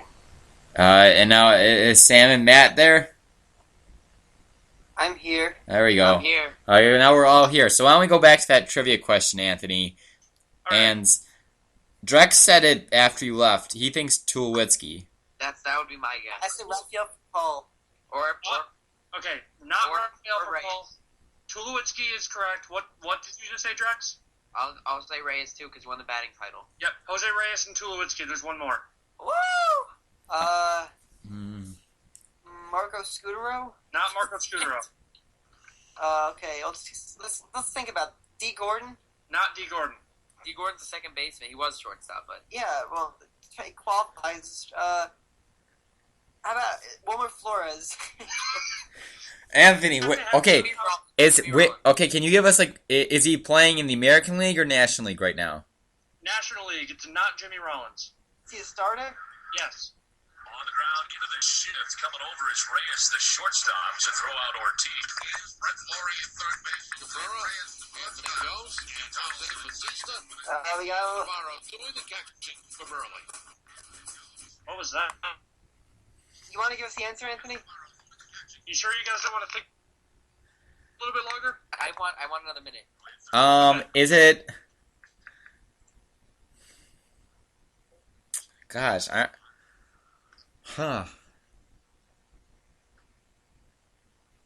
we get the answer, Anthony?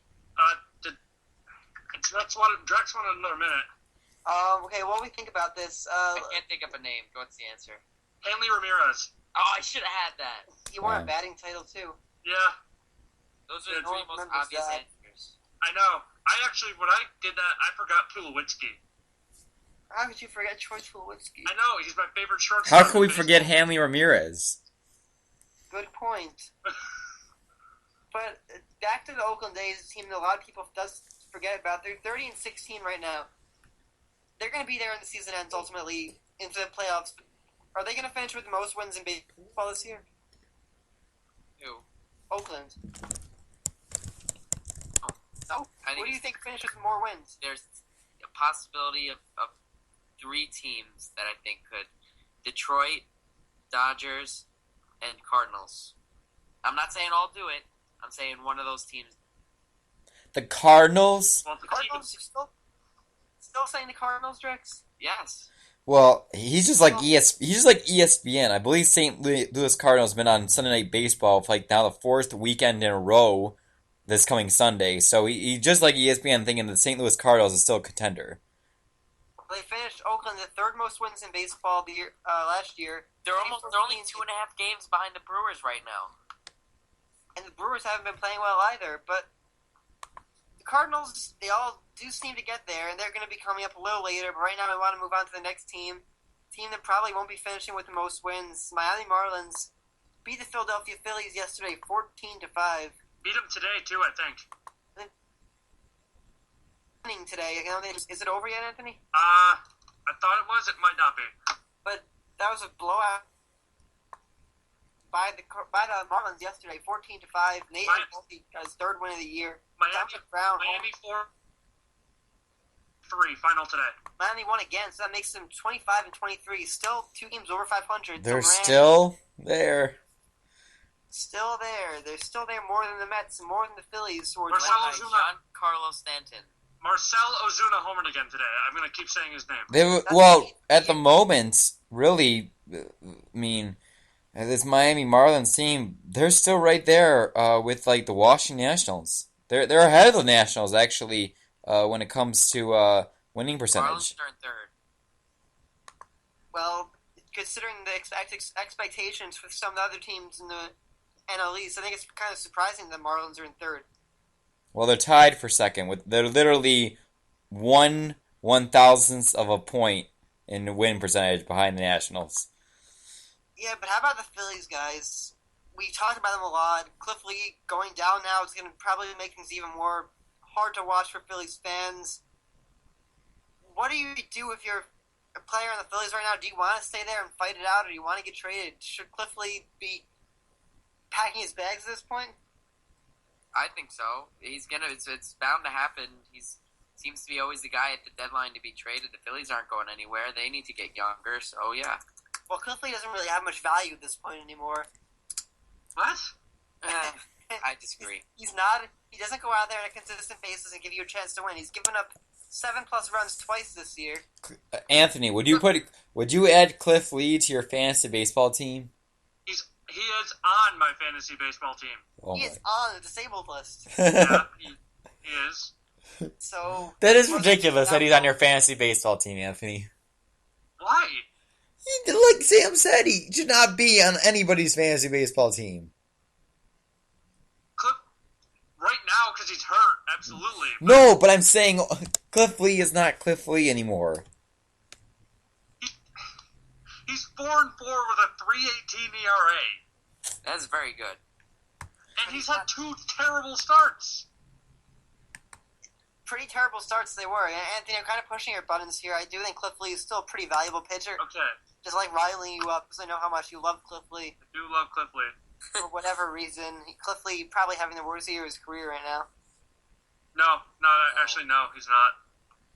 When was the last... You take away those 2 starts, he probably has an ERA 2.5. But you can't take away those 2 starts. That's just the thing. Yeah, but this wouldn't be the worst year of his career. Well, definitely not one of the better years of his career. I think he was a former Cy Young Award winner with the Indians. 2008.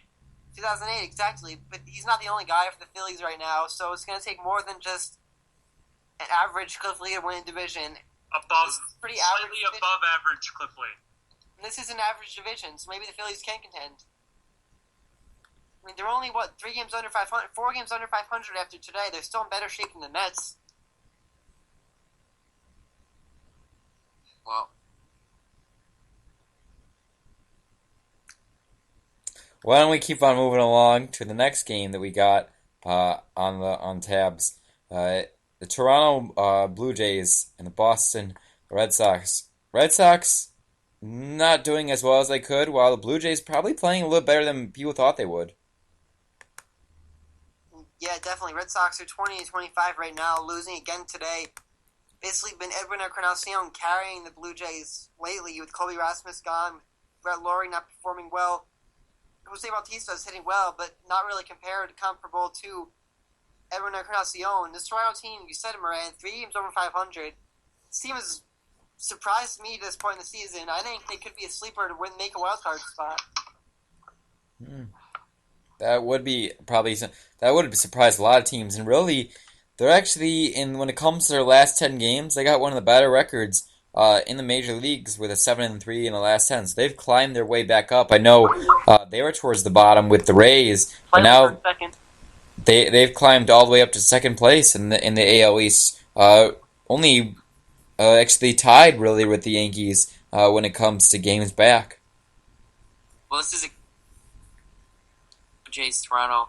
This is a chance for the Red Sox to really gain some ground in this division, and they need to take advantage of it because Blue Jays 3 games above 500, Red Sox are 5 under. So these games early in May, late in May, they count because if you want to get back into the race, you got to beat teams in your own division. Yeah, absolutely. Really, I know you were just saying maybe a wild card spot, but they're tied with the Yankees. Could the Blue Jays actually be a contender to win the AL East? No. Well, on paper, they actually don't look too different from the Yankees. They look more complete than the Yankees. They have the better 2 players, Encarnacion and Batista. They have a better rotation than the Yankees. But this is a team that I think that some of us were saying they would come in last in the AL East. And we all said they were coming last. Yep. Now, the Yankees to have this depleted of a pitch rotation. We didn't think CC Sabathia would be this bad. I did. Yeah, Anthony did. But looking at the Blue Jays, besides Mark Burley, you got Drew Hutchinson, R.A. Dickey. Hutchinson outdueled Yu Darvish and this past weekend, so he's been doing pretty well. The Yankees are the Yankees, though. I still think the Blue Jays have more of a shot as a wild card team. Red Sox are the most game. They're 5 at 2025, probably 2026, seventh loss in a row after today. It's the worst. The farthest they've been all year. They're going to get back to 500, I think, at some point. Toronto, you can't keep relying on Mark Burley night in, night out. You can't rely on the spot start from Drew Hutchinson. Obviously, you Darvish, like you said. I still think the Yankees and the Red Sox experience is going to pay off.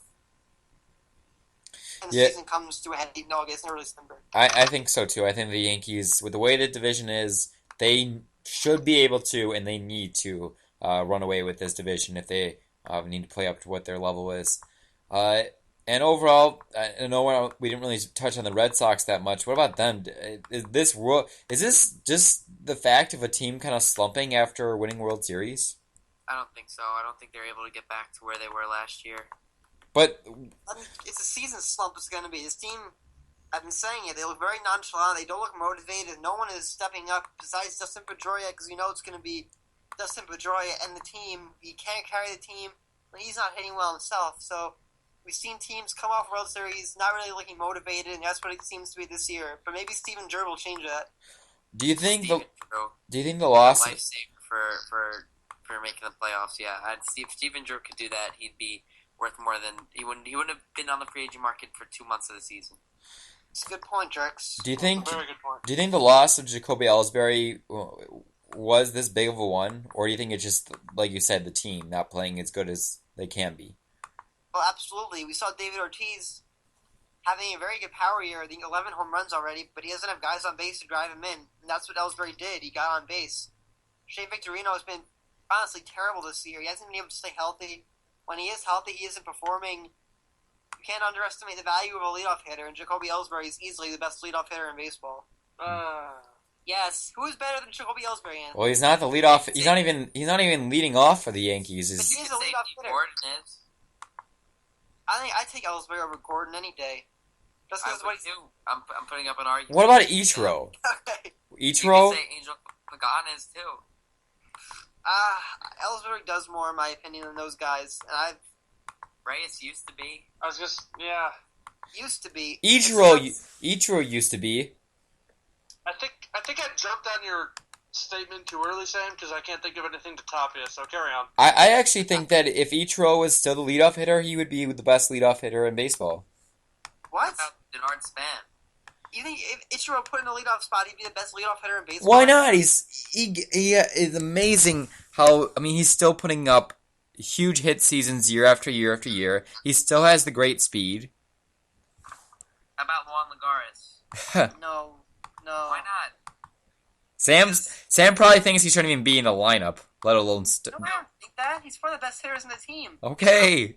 Okay, let me go on my spiel about Juan Lagares. Here's a Okay. newsflash. He's hitting better than all the outfielders on the team, and he's the best fielding outfielder on the team. How is this guy... now Terry Collins is putting him as batting leadoff, but he should be batting leadoff playing center field every day, which Terry Collins has finally realized.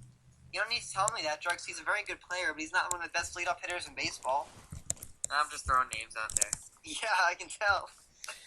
Well, I think we'll keep moving Carlos along. Gomez. Or does he not? That's a good point. If There you go. I take Gomez over Ellsbury, so Yes, I would. Drex, you won. Yes. Well, we might as well keep moving along to our next game. Chicago White Sox and the Kansas City Royals. White Sox, still one of the best hitting teams in baseball. Of course, they do lose Jose Abreu to the DL, but overall, both these teams under 500 in that struggling AL Central, except for, of course, the Tigers. Big series for them, at least, to try to keep this up and try to stay in somewhat contention. I don't think either of these teams have a chance of making the postseason. The AL, it's going to be Oakland, and then the Angels are going to get a wild card spot. You have the Tigers winning that division. Both these teams are going to be around 500 the entire year, maybe even below it, so I don't see these teams going Well, then anywhere. you still have one more team to make the playoffs, Drex. Well, a team that's at 500 should be contending for the second wild card spot, and they are getting Chris Sale back tonight against the Yankees. So 2 games under 500 with your best pitcher, one of the top pitchers in baseball, coming back. You kind of factor in a bunch of wins from Sales on the mound. So this team, we talked about it earlier, if you can just stay at 500 until the last few weeks of the season, then you make your push then. So I think the White Sox, we thought the Royals were going to be there. They are. The Twins are there right now. I think they are going to fall off. The White Sox have a chance to finish second in this division. Well, you say the Twins are there, but the Kansas City Royals aren't. But the Royals only a game behind the Twins, so I think that there is still a lot to be played with. And I think this Royals team, I really want to see them make the playoffs. They're just like the Pirates a couple years ago when they started finally getting it together. I would love to see the Royals finally get back in the playoffs after having such a great history way back in the days of the 70s and 80s. And now finally, so many years of playing so badly, and now with all these young guys, I really want to see this team come back and make it a playoffs. And they are hanging around, like you said, Sam. And if they do hang around like this, around 500 until September, they do got a shot. Well, they lost their closer too, guys. They lost Matt Lidstrom for a while, so that you know. And you were mentioning, Drex, we can easily say, yes, the top 4 teams are going to be winner of the East, winner of the Central, and then most likely Oakland and the Angels. But then who's the next team? Who's going to be that 5th team to get the last wildcard spot? It's kind of an open competition. Texas, maybe? Right now, I mean, that's the thing. Well, right now, the Toronto Blue Jays have the last wildcard spot. Well, actually, yeah, they do have the last wildcard spot. So it's up for grabs big time. I still think it's going to be a second team from the East. Okay. I could see that happening. I think Baltimore has a chance to get in there. I wouldn't mind seeing Baltimore in there, but I definitely... Well, I do think so, but I don't even know if the Angels are going to be able to snag a wild card spot. I do think they will, but... I agree. Well, who makes the wild card then, Drex? You keep saying... I mean... It's still early. It's still early. It is early, but there's got to be some teams that make the wild card spot, and maybe it's just we're seeing teams not having huge winning percentages, and they're just kind of playing around 500. That's one thing I also noticed. There's only a handful of teams that are playing terrible, and there's only a handful of teams that are playing really good. And then there's a lot of teams that are just playing average. Well, right now, I think the Red Sox are going to contend eventually. I think they're going to somehow be there in the end. I think Texas is going to be there because it's just an anomaly if they fall off that much. It's the natural order of things. I think the teams you expect to be there are still going to be there when the season ends. That's true. We might as well keep moving along to our next game on our rundown here. And we got the Arizona Diamondbacks and the St. Louis Cardinals. And I know you love talking about the Cardinals, Drex, but the Diamondbacks, they're dead in the water easily, I think, by now. Well, I don't really think there's much to talk about or to say about the Diamondbacks. I think we all know they're just a team waiting for 2015 to start. Does La Russa kind of turn around? Hopefully. Probably next year. I don't think Tony turns around the Knicks. Yeah. I think Tony will. He wasn't meant for this season. He's more for the future. So obviously, I don't really think he's going to make any immediate impact this year. But next year, I think we'll maybe start to see a little bit of his impact on the team. And they will be getting Patrick Corbin back, hopefully. Yeah, that's very true too. The Mets will be getting Matt Harvey back. A lot of teams should be getting a lot of guys back. Marlon Twisted Fernandez. The list goes on and on and on. Yeah, but moving on to a team that actually has aspirations for this year, St. Louis Cardinals getting back to them. The Cardinals always are there at the end, but even when they are in the end, they usually start off hot and continue staying hot the entire season. We're not used to seeing the Cardinals flounder this early in the season. They're not floundering. They just haven't lived up to the expectations. There's a lot of expectations for a team that's won the World Series in 2011, won the National League last year, and now you're losing to the Milwaukee Brewers. Well, this team has lost a lot offensively, I think. Beltran's gone. Pujols is gone from those years. So now you leave it off to Matt Holliday and Yadier Molina and guys like Matt Adams and Alan Craig. So it really relies on the starting pitching, which I think is one of the best in baseball, with Wainwright, Waka, Shelby Miller, Lance Lynn, and now they get Jaime Garcia back. So once postseason hits, those starters will kick it into high gear, I think. Yeah, how about Adam Wainwright? You guys saw the complete game one-hitter the other day. This guy is arguably, he's just NL Cy Young winner in my opinion right now. Forget Johnny Cueto. I think it's Adam Wainwright. Wainwright's 7-2 with a 1.85 ERA. I think this guy has to win a Cy Young award. But I think the main difference between this year and last year is Matt Carpenter for the Cardinals. Carpenter was an all-star. He was the MVP candidate last year, and he was only 27 years old, 28 now this year, obviously. So Matt Carpenter, you thought he was going to be coming into the prime of his career, but this year a major step back. And we talked about Ellsbury, the leadoff hitter with the Red Sox. Carpenter was supposed to be the setup guy for the Cardinals, and he's just not doing it this year. And I think he was the one-hit wonder, Sam. I agree. I was surprised that he had that last year. I wasn't expecting him to put together the same season, but I wasn't expecting this. Can you call it a 200-hit wonder? Well, he led the league in doubles, runs scored. He led the league in hits, not triples. Basically led the league in all categories you want a leadoff hitter to lead the league in. Well, he still has time to turn it around. He is hitting. He's not awful. He is hitting 267, which is Anthony Dolce ahead of the league average. Yes, by 17 points if I count correctly. 17 points, but 17 points isn't an MVP candidate like Carpenter was this year. He's probably been the biggest disappointment this year because of all the expectations that were around him. Absolutely. I think Alan Craig has been a bigger disappointment. Well, Alan Craig, you knew you weren't going to rely on Alan Craig to be the guy in St. Louis, but you weren't expecting him to have this big of a drop-off. He's always a guy with 300 batting average, 20 home, not maybe 15, 20 home runs. He's the biggest RBI guy, pure RBI guy in baseball. But if you don't have guys getting on base in front of you like Carpenter, you're not going to drive in runs. But that's the thing, how can you really say Alan Craig's playing terrible when that's the thing, he doesn't have any guys to knock in? I mean, a 300 batting average to me seems like a pretty good batting average. Matt Adams hasn't been doing well either, power-wise. This is why I think the Cardinals, it all comes down to pitching. We see how strong that pitching staff is, but offensively they're lacking. But ultimately pitching wins, and that's why I think the Cardinals do have a shot this year. Well, I think they have more than a shot. I think they are going to win the division ultimately, like we said earlier. Yeah, I have to admit, 7-3 in the last 10. They really have picked it up to 25 and 21, only 2.5 games back. So they've They were kind of around where the Reds and Pittsburgh are, kind of falling off below 500, but they have picked it up quite a bit in the last week or two. So I definitely got to admit they're back in the stretch of getting for the NL Central lead. Well, this team had the talent to, of course, go on this run. It's true. Yep.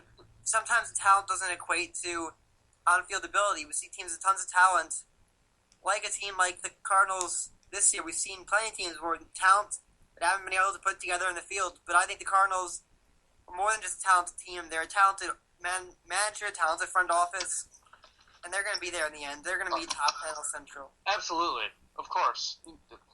By talent, you see a lot of talented teams like the Miami Marlins of 2012 that were supposed to be the next great thing, and look what happened to them.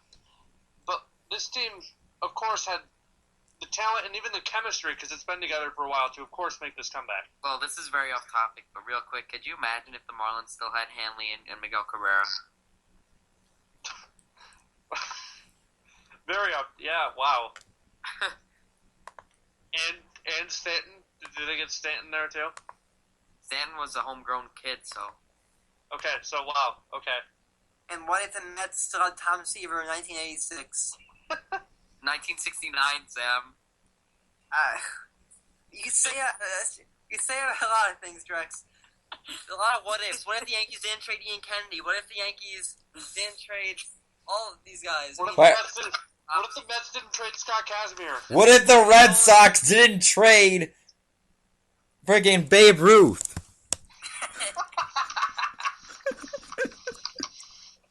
Well, if the Red Sox didn't trade Babe Ruth, then we wouldn't have a bunch of arrogant Yankees fans talking. So. I'm just saying, if you're gonna play the what if game, that's a pretty big what if. Well, everything is what if here because we're all trying to get to What if the goal. baseball was never invented? Well, our show, I guess, wouldn't exist. What if Marty McFly's parents didn't meet? Okay, we're getting very off topic here. Oh gosh. Stick with the baseball, back to baseball. And the San Francisco Giants and the Colorado Rockies, we talked about the Rockies a lot. Giants won yesterday, but it was ultimately a moral defeat for the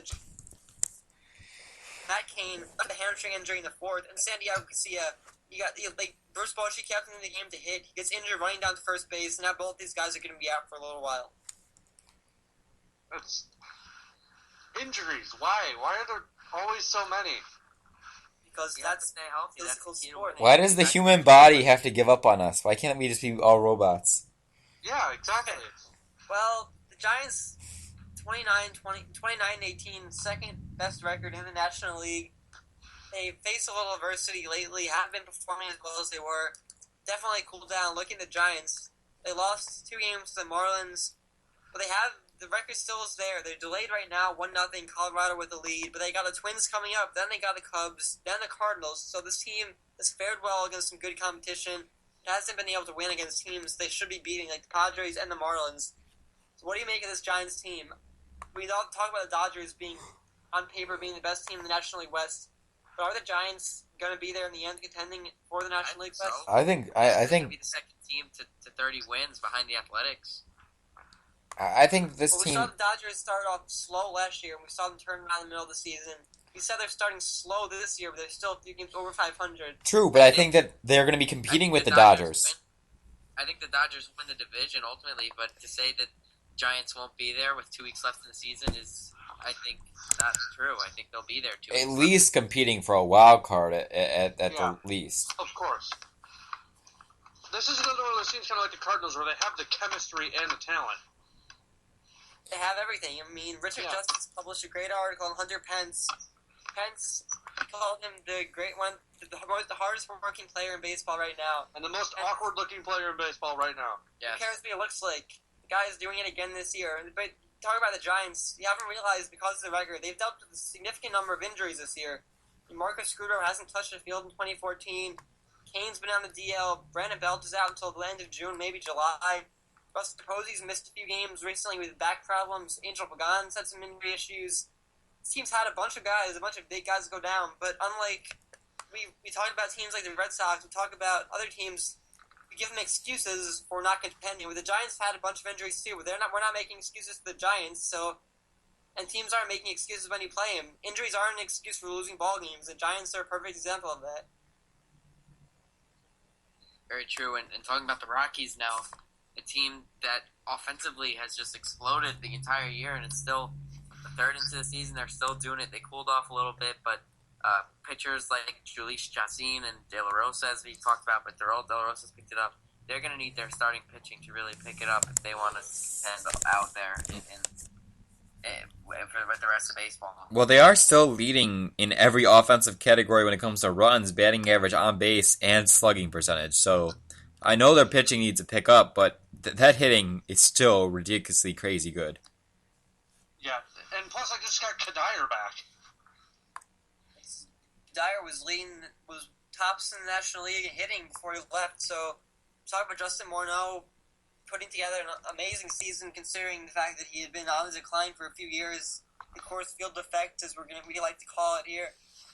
But the Rockies, we've been saying it all along. You need more than just good hitting to win a division, and the Rockies are one of the worst pitching staffs in baseball. And also, I know we were talking about De La Rosa. What about Jordan Lyles? He leads the team in wins with 5 and has a 3.5 ERA. So those two guys, they're probably the only two guys that really can rely on to really go out there on a daily basis and get a win.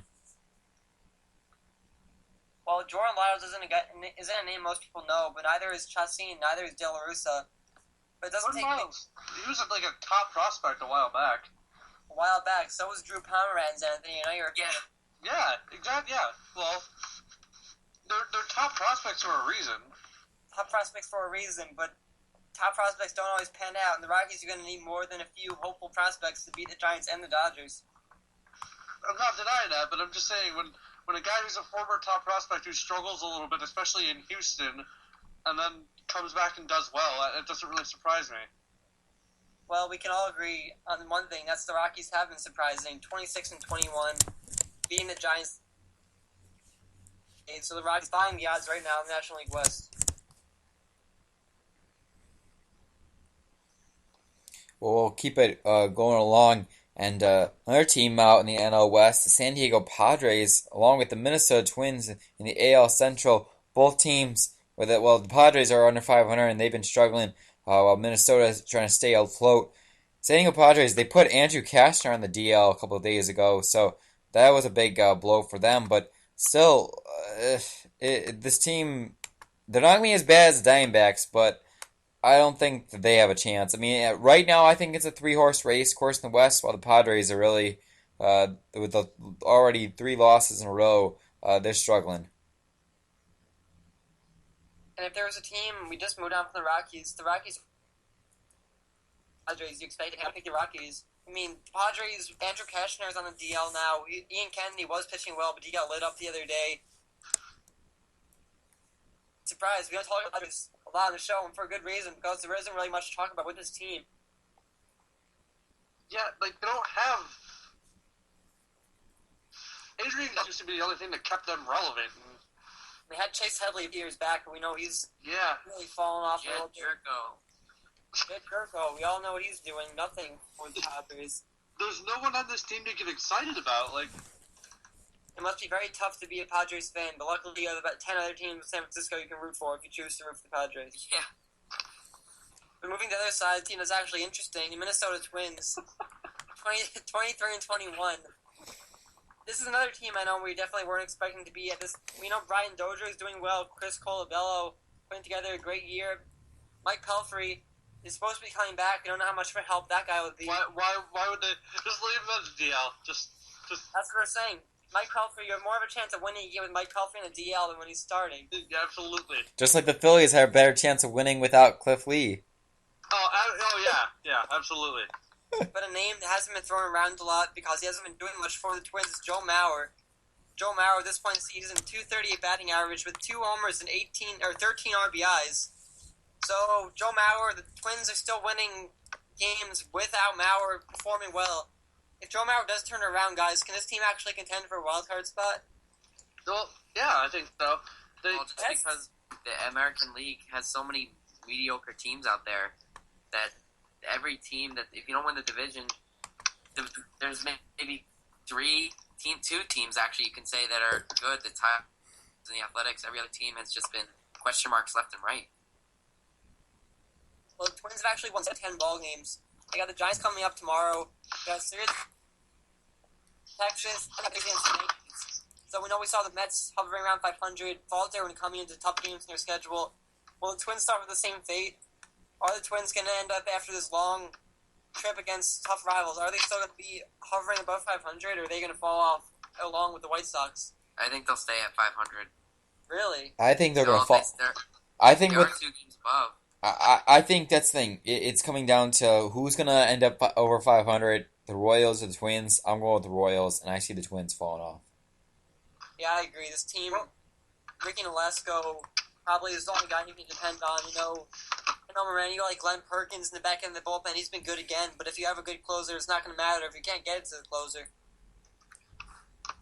Hold on, guys. I'm going to read you off stats and see if you can guess who the player is. Hold on, let me get it. Okay. No cheating. Hold on. We're holding on. And while we're doing that, we're going to give you some updates on the games that are in progress today. As we talked about, the Giants and the Dodgers are on a delay. It's a 2-1 game, 1-0 game. Giants and Rockies? Red Sox again. 7-2. Oakland and Tampa Bay is scoreless in the bottom of the third. And that's the only games we have going on later. With some rain in the schedule. We talked about Miami beating Philadelphia early, final score 4-3. And we got Texas Rangers absolutely destroying Detroit Tigers, 9-2. So talk about the Tigers really cooling off. That's their 4th loss in a row at the hands of the Tigers. Well, our guys down in Long Island, any chance that matchup between Nice and Greinke gets rained out?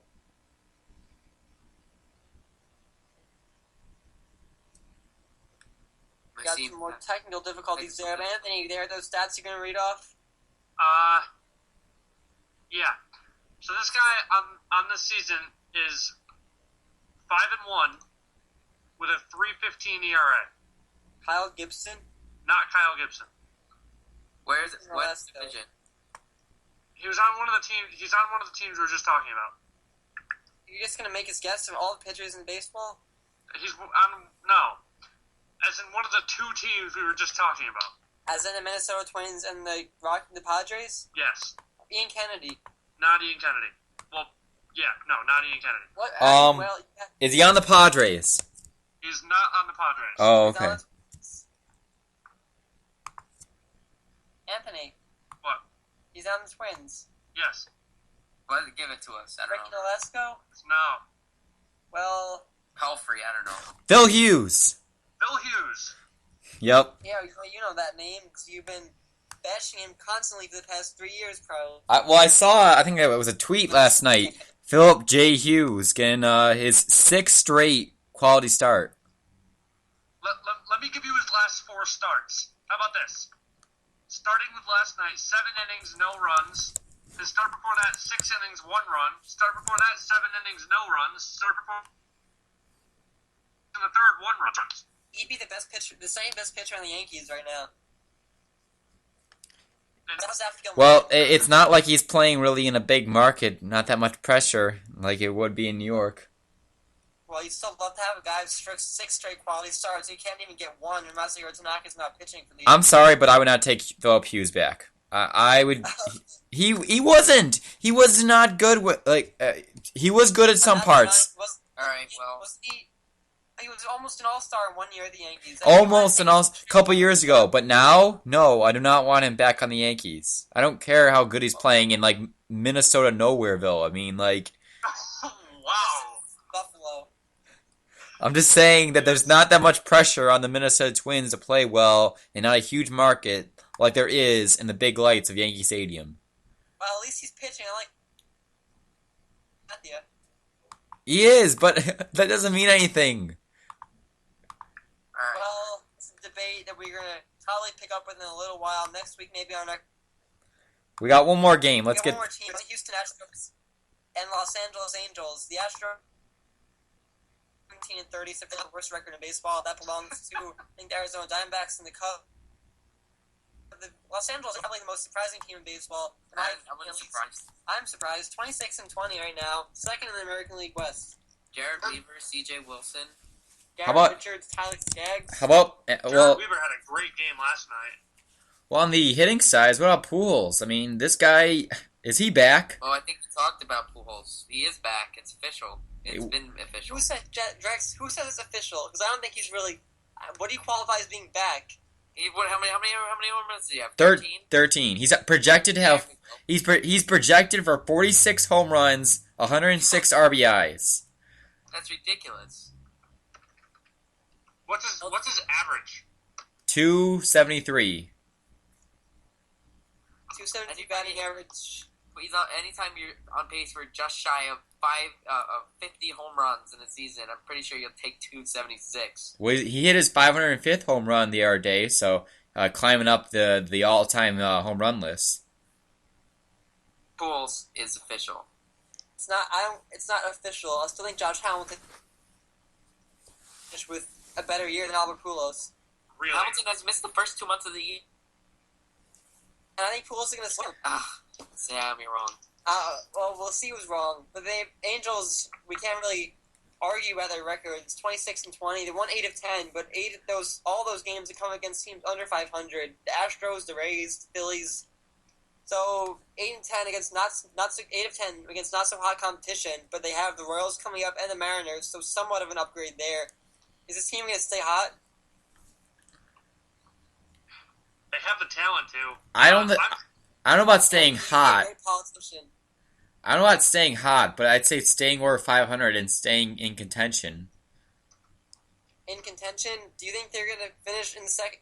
Ultimately, do you think they're going to finish with a better record than Texas? Oh, I actually think so. Yeah. That's a tough question. I don't even know how I'd answer that. But I think Texas is going to finish with a better record just because the Angels haven't really been able to put it together, and I see them falling off a little bit. What do you guys think, Drex and Anthony? Who ends up with a better record? Texas or the Angels? Ooh. Angels. Uh, Especially with Prince Fielder going down. Absolutely. Yeah, I'll go Angels. Okay. Well, I think that'll do it for us on all these games we've been covering.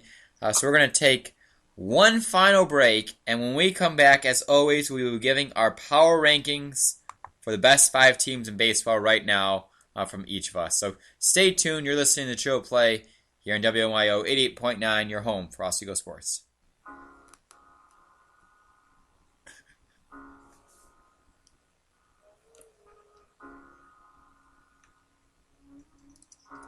Spend all your time waiting for that second chance, for a break that would make it okay.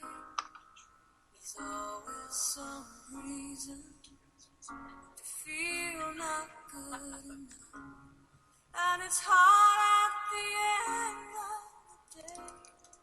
I need some distraction. Oh, beautiful release. Memories seep from my veins. Let me be empty. Oh, weightless, and maybe I'll find some peace tonight. Did you get the song, In Moran? the arms of the angel. And we are back here on the Trill Play here on WNYO 88.9, your home for Oswego Sports. In an Arm of an Angel, great song by Sarah McLachlan there, bringing a tear to our eyes as we are putting a tear to the end of this show for the first podcast of the summer for the Trill Play. And we've gone through all the games, given our input on all the teams across the Major League Baseball. But now, finally, we are going to give you our top 5 teams in baseball right now, the power rankings. Let's do it. Anthony Dolce, why don't you go ahead and lead us off? All right, I will start with the number 1 team because it's probably unanimous. I have the Oakland A's at number 1. No. Don't say it's unanimous before you even hear the rest of ours. I said probably. Okay, number 2. Number 2, I have the Detroit Tigers. Okay. Number 3, San Francisco Giants. Okay. Number 4, I have the Colorado Rockies. Ooh. And number 5, I have the Los Angeles Angels of Anaheim. Ooh. Interesting. Ooh. Drex, want to give us yours? Well, I'm similar, but not quite. Number 5, I have the Dodgers. Number 4, I have the Brewers. Number 3, I had the Giants, just like you, Anthony. Except I flip-flop 1 and 2. I think the Athletics are the second best. I think the Tigers are the best team in baseball. I'm not going to argue with that because I debated it too, but... Yeah. We came on the arms of an eight. Well, my number 5 is the Angels. Wow. Why is that wow? Why are you surprised? I'm surprised because we were talking about before that they're not going to... They may not even... We said there would be a wild card team, but... They said we're even unsure about if they'll beat a wild. Well, they have the fifth best record in baseball. Exactly. At the end of the season, I don't think they will be right now. But right now, they're only a few games under Oakland A's. As you said, 5th best record in baseball. That's why I have them at 5. Before, I have the Dodgers, because the Dodgers finally turning things around. I have the Giants dropping to 3. Injuries, and as well as the fact that they did lose a series to the Marlins. Number 2, Oakland. I have the Detroit Tigers.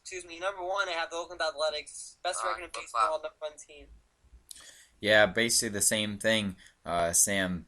Angels 5, Milwaukee 4, 3 San Francisco, 2 the Tigers, and 1 the A's. I think the A's 9-1 their last 10. They're the hottest team in baseball. Most wins in baseball. I think it's hard to say they're not the best team in baseball. So they're definitely my number 1 in most of us at least. Number 1. Drax, did you not have the Cardinals this week? No, they're 6, 7, somewhere around there. Well, Moran, you think you were the only one that had the Brewers? No, I had the Brewers 4. Drax had the Brewers. Yeah, I had the Brewers at 4 because I do think that they're still one of the best records in baseball. And newsflash, guys, the Cardinals are just 1 game worse than the Angels, so there you go. I think this is the first week we've had, first time in a month I haven't had the Brewers in my top 5 power rankings. I didn't even realize it until you said it, Moran, but I think the Angels overtop the Brewers with their 8-2 record in the past 10 days. That is true. They have been playing, but I actually have the Brewers and the Angels together. I don't have the Rockies, so. Angels are 7-3 over the last 10. It's really like the best of the worst after the Giants, Tigers, and Oakland, because the Dodgers, Angels, Rockies, these teams are all overperforming in not so great divisions right now. Yeah, that's true. Well, at least I didn't have the Yankees. At least I can. No one has Yankees or any East. No one has any teams in the East for that matter. Nope. From either East, from either National League. What he was saying. That's 4 of the 5 teams I had from the West. They say West. It's a Western baseball is becoming bigger, and I think our power rankings agree with that. Yeah, that is very true. So we might as well say goodbye for this episode. Any last thoughts, guys, before we say goodbye to each other? Let's go Mets. Hey, you stole mine. But final thoughts before we head off the air for this week. Alex Guerrero has part of his ear bitten off by Miguel Olivo. Olivo was released. Apparently, Alex Guerrero is hasn't decided whether he's going to press charges, but that's going to be an awkward court hearing if it does. Well, probably one of the things we've seen in baseball in a while. Any last thoughts, Anthony? Go Pacers. Oh my gosh. Integrating a little NBA in here. Moran, any final thoughts? Go Blackhawks. Wow, okay. Well, Sabres aren't any better for somebody. Darren Williams will have surgery on both his ankles. I read that, Drex. Okay, we might as well end the show since we're not talking about baseball anymore. We're not sure when we will be back on the airwaves. We definitely got to have that June 1st announcement. Let's see if Shamarza's got the ERA under 2 and if the Rays are 10 games under 500. So that'll be something. A big press conference. That is absolutely. We'll have to definitely keep an eye out for that. But thank you for listening to the first edition of the summer podcast for the Chill Play. We're going to try to keep doing this all summer long, keep you on tabs as we get ready going into the fall semester. Hopefully, we will be able to bring you a show when we come back for the fall semester, when we come back on WNYO in September. But anyways, that is going to do it for us For Anthony Dolce, for Sam Watkins, for Matt Drexler, I'm Matt Moran saying goodbye, and thank you for listening to Triple Play on the WNYO 88.9, your home for Oswego Sports.